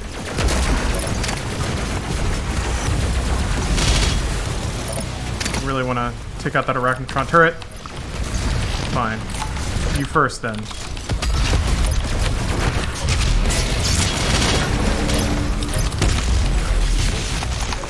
No, get over. There we go.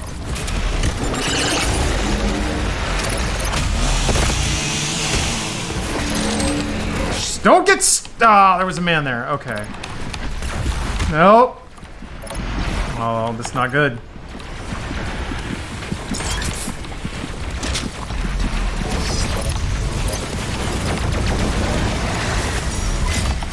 Shit. God damn it. God, what hit me? Oh, okay. Whiplash. Jesus Christ! Yeah, I knew this fight was bad.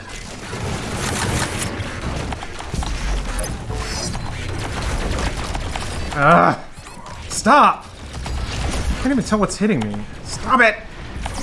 Stop! I keep getting like nicked on.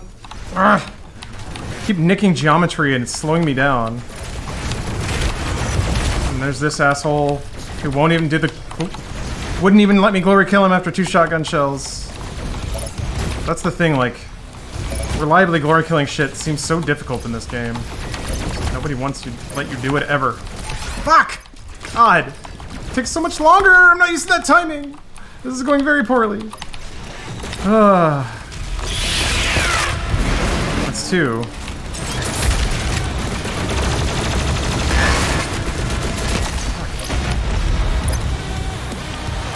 Okay. Without that...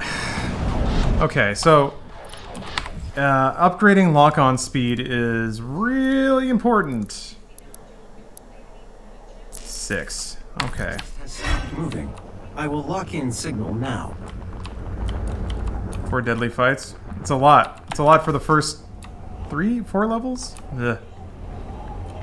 Yeah, the whiplash. It's,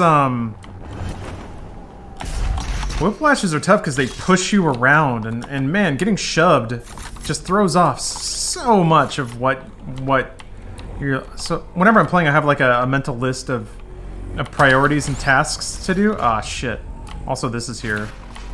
I don't know. This doesn't seem as useful. Also, power-ups run out so much faster.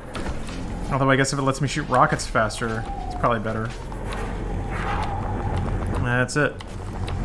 Yeah, that perfectly homing attack. I guess you just have to not be on the ground. I should buy brucegreen.com. Is the green with an E already taken? Or did you just misspell his last name? Yeah, whoop. And they push you, and then they also do combo attacks. So you get hit by the first one, and then you get, like, you get disoriented, and then the next 3 hit you. Yeah, ice bombs.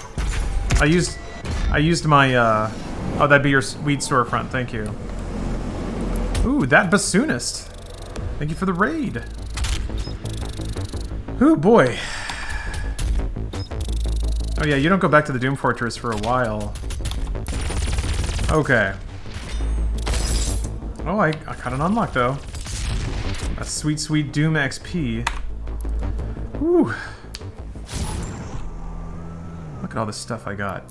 Let me check this sweet, sweet customization.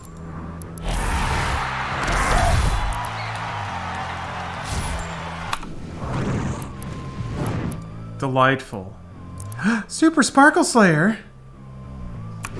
Always I wanna be with you. I'd make the live with you. Why is there still a thing there?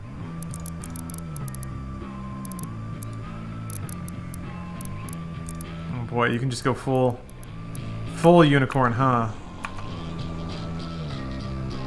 Yeah, the main music is so good. It's bugged. Eh, it went away eventually. What does that little rocket mean? Maybe I need to look at what it actually says. Does it... Huh. What are you watching on TV? Not much, really. Fate Zero, and whatever, like, reality murder trash Stephanie is watching is typically what I watch, whatever she puts on. We've been watching a lot of, like, movies from the 50s lately. Stephanie discovered the TCM portion of YouTube TV. So, watched The Last Picture Show yesterday, which was a hell of a movie, man. I was not prepared for how real that movie got. Especially since I grew up in a small Texas town, it hit a little harder.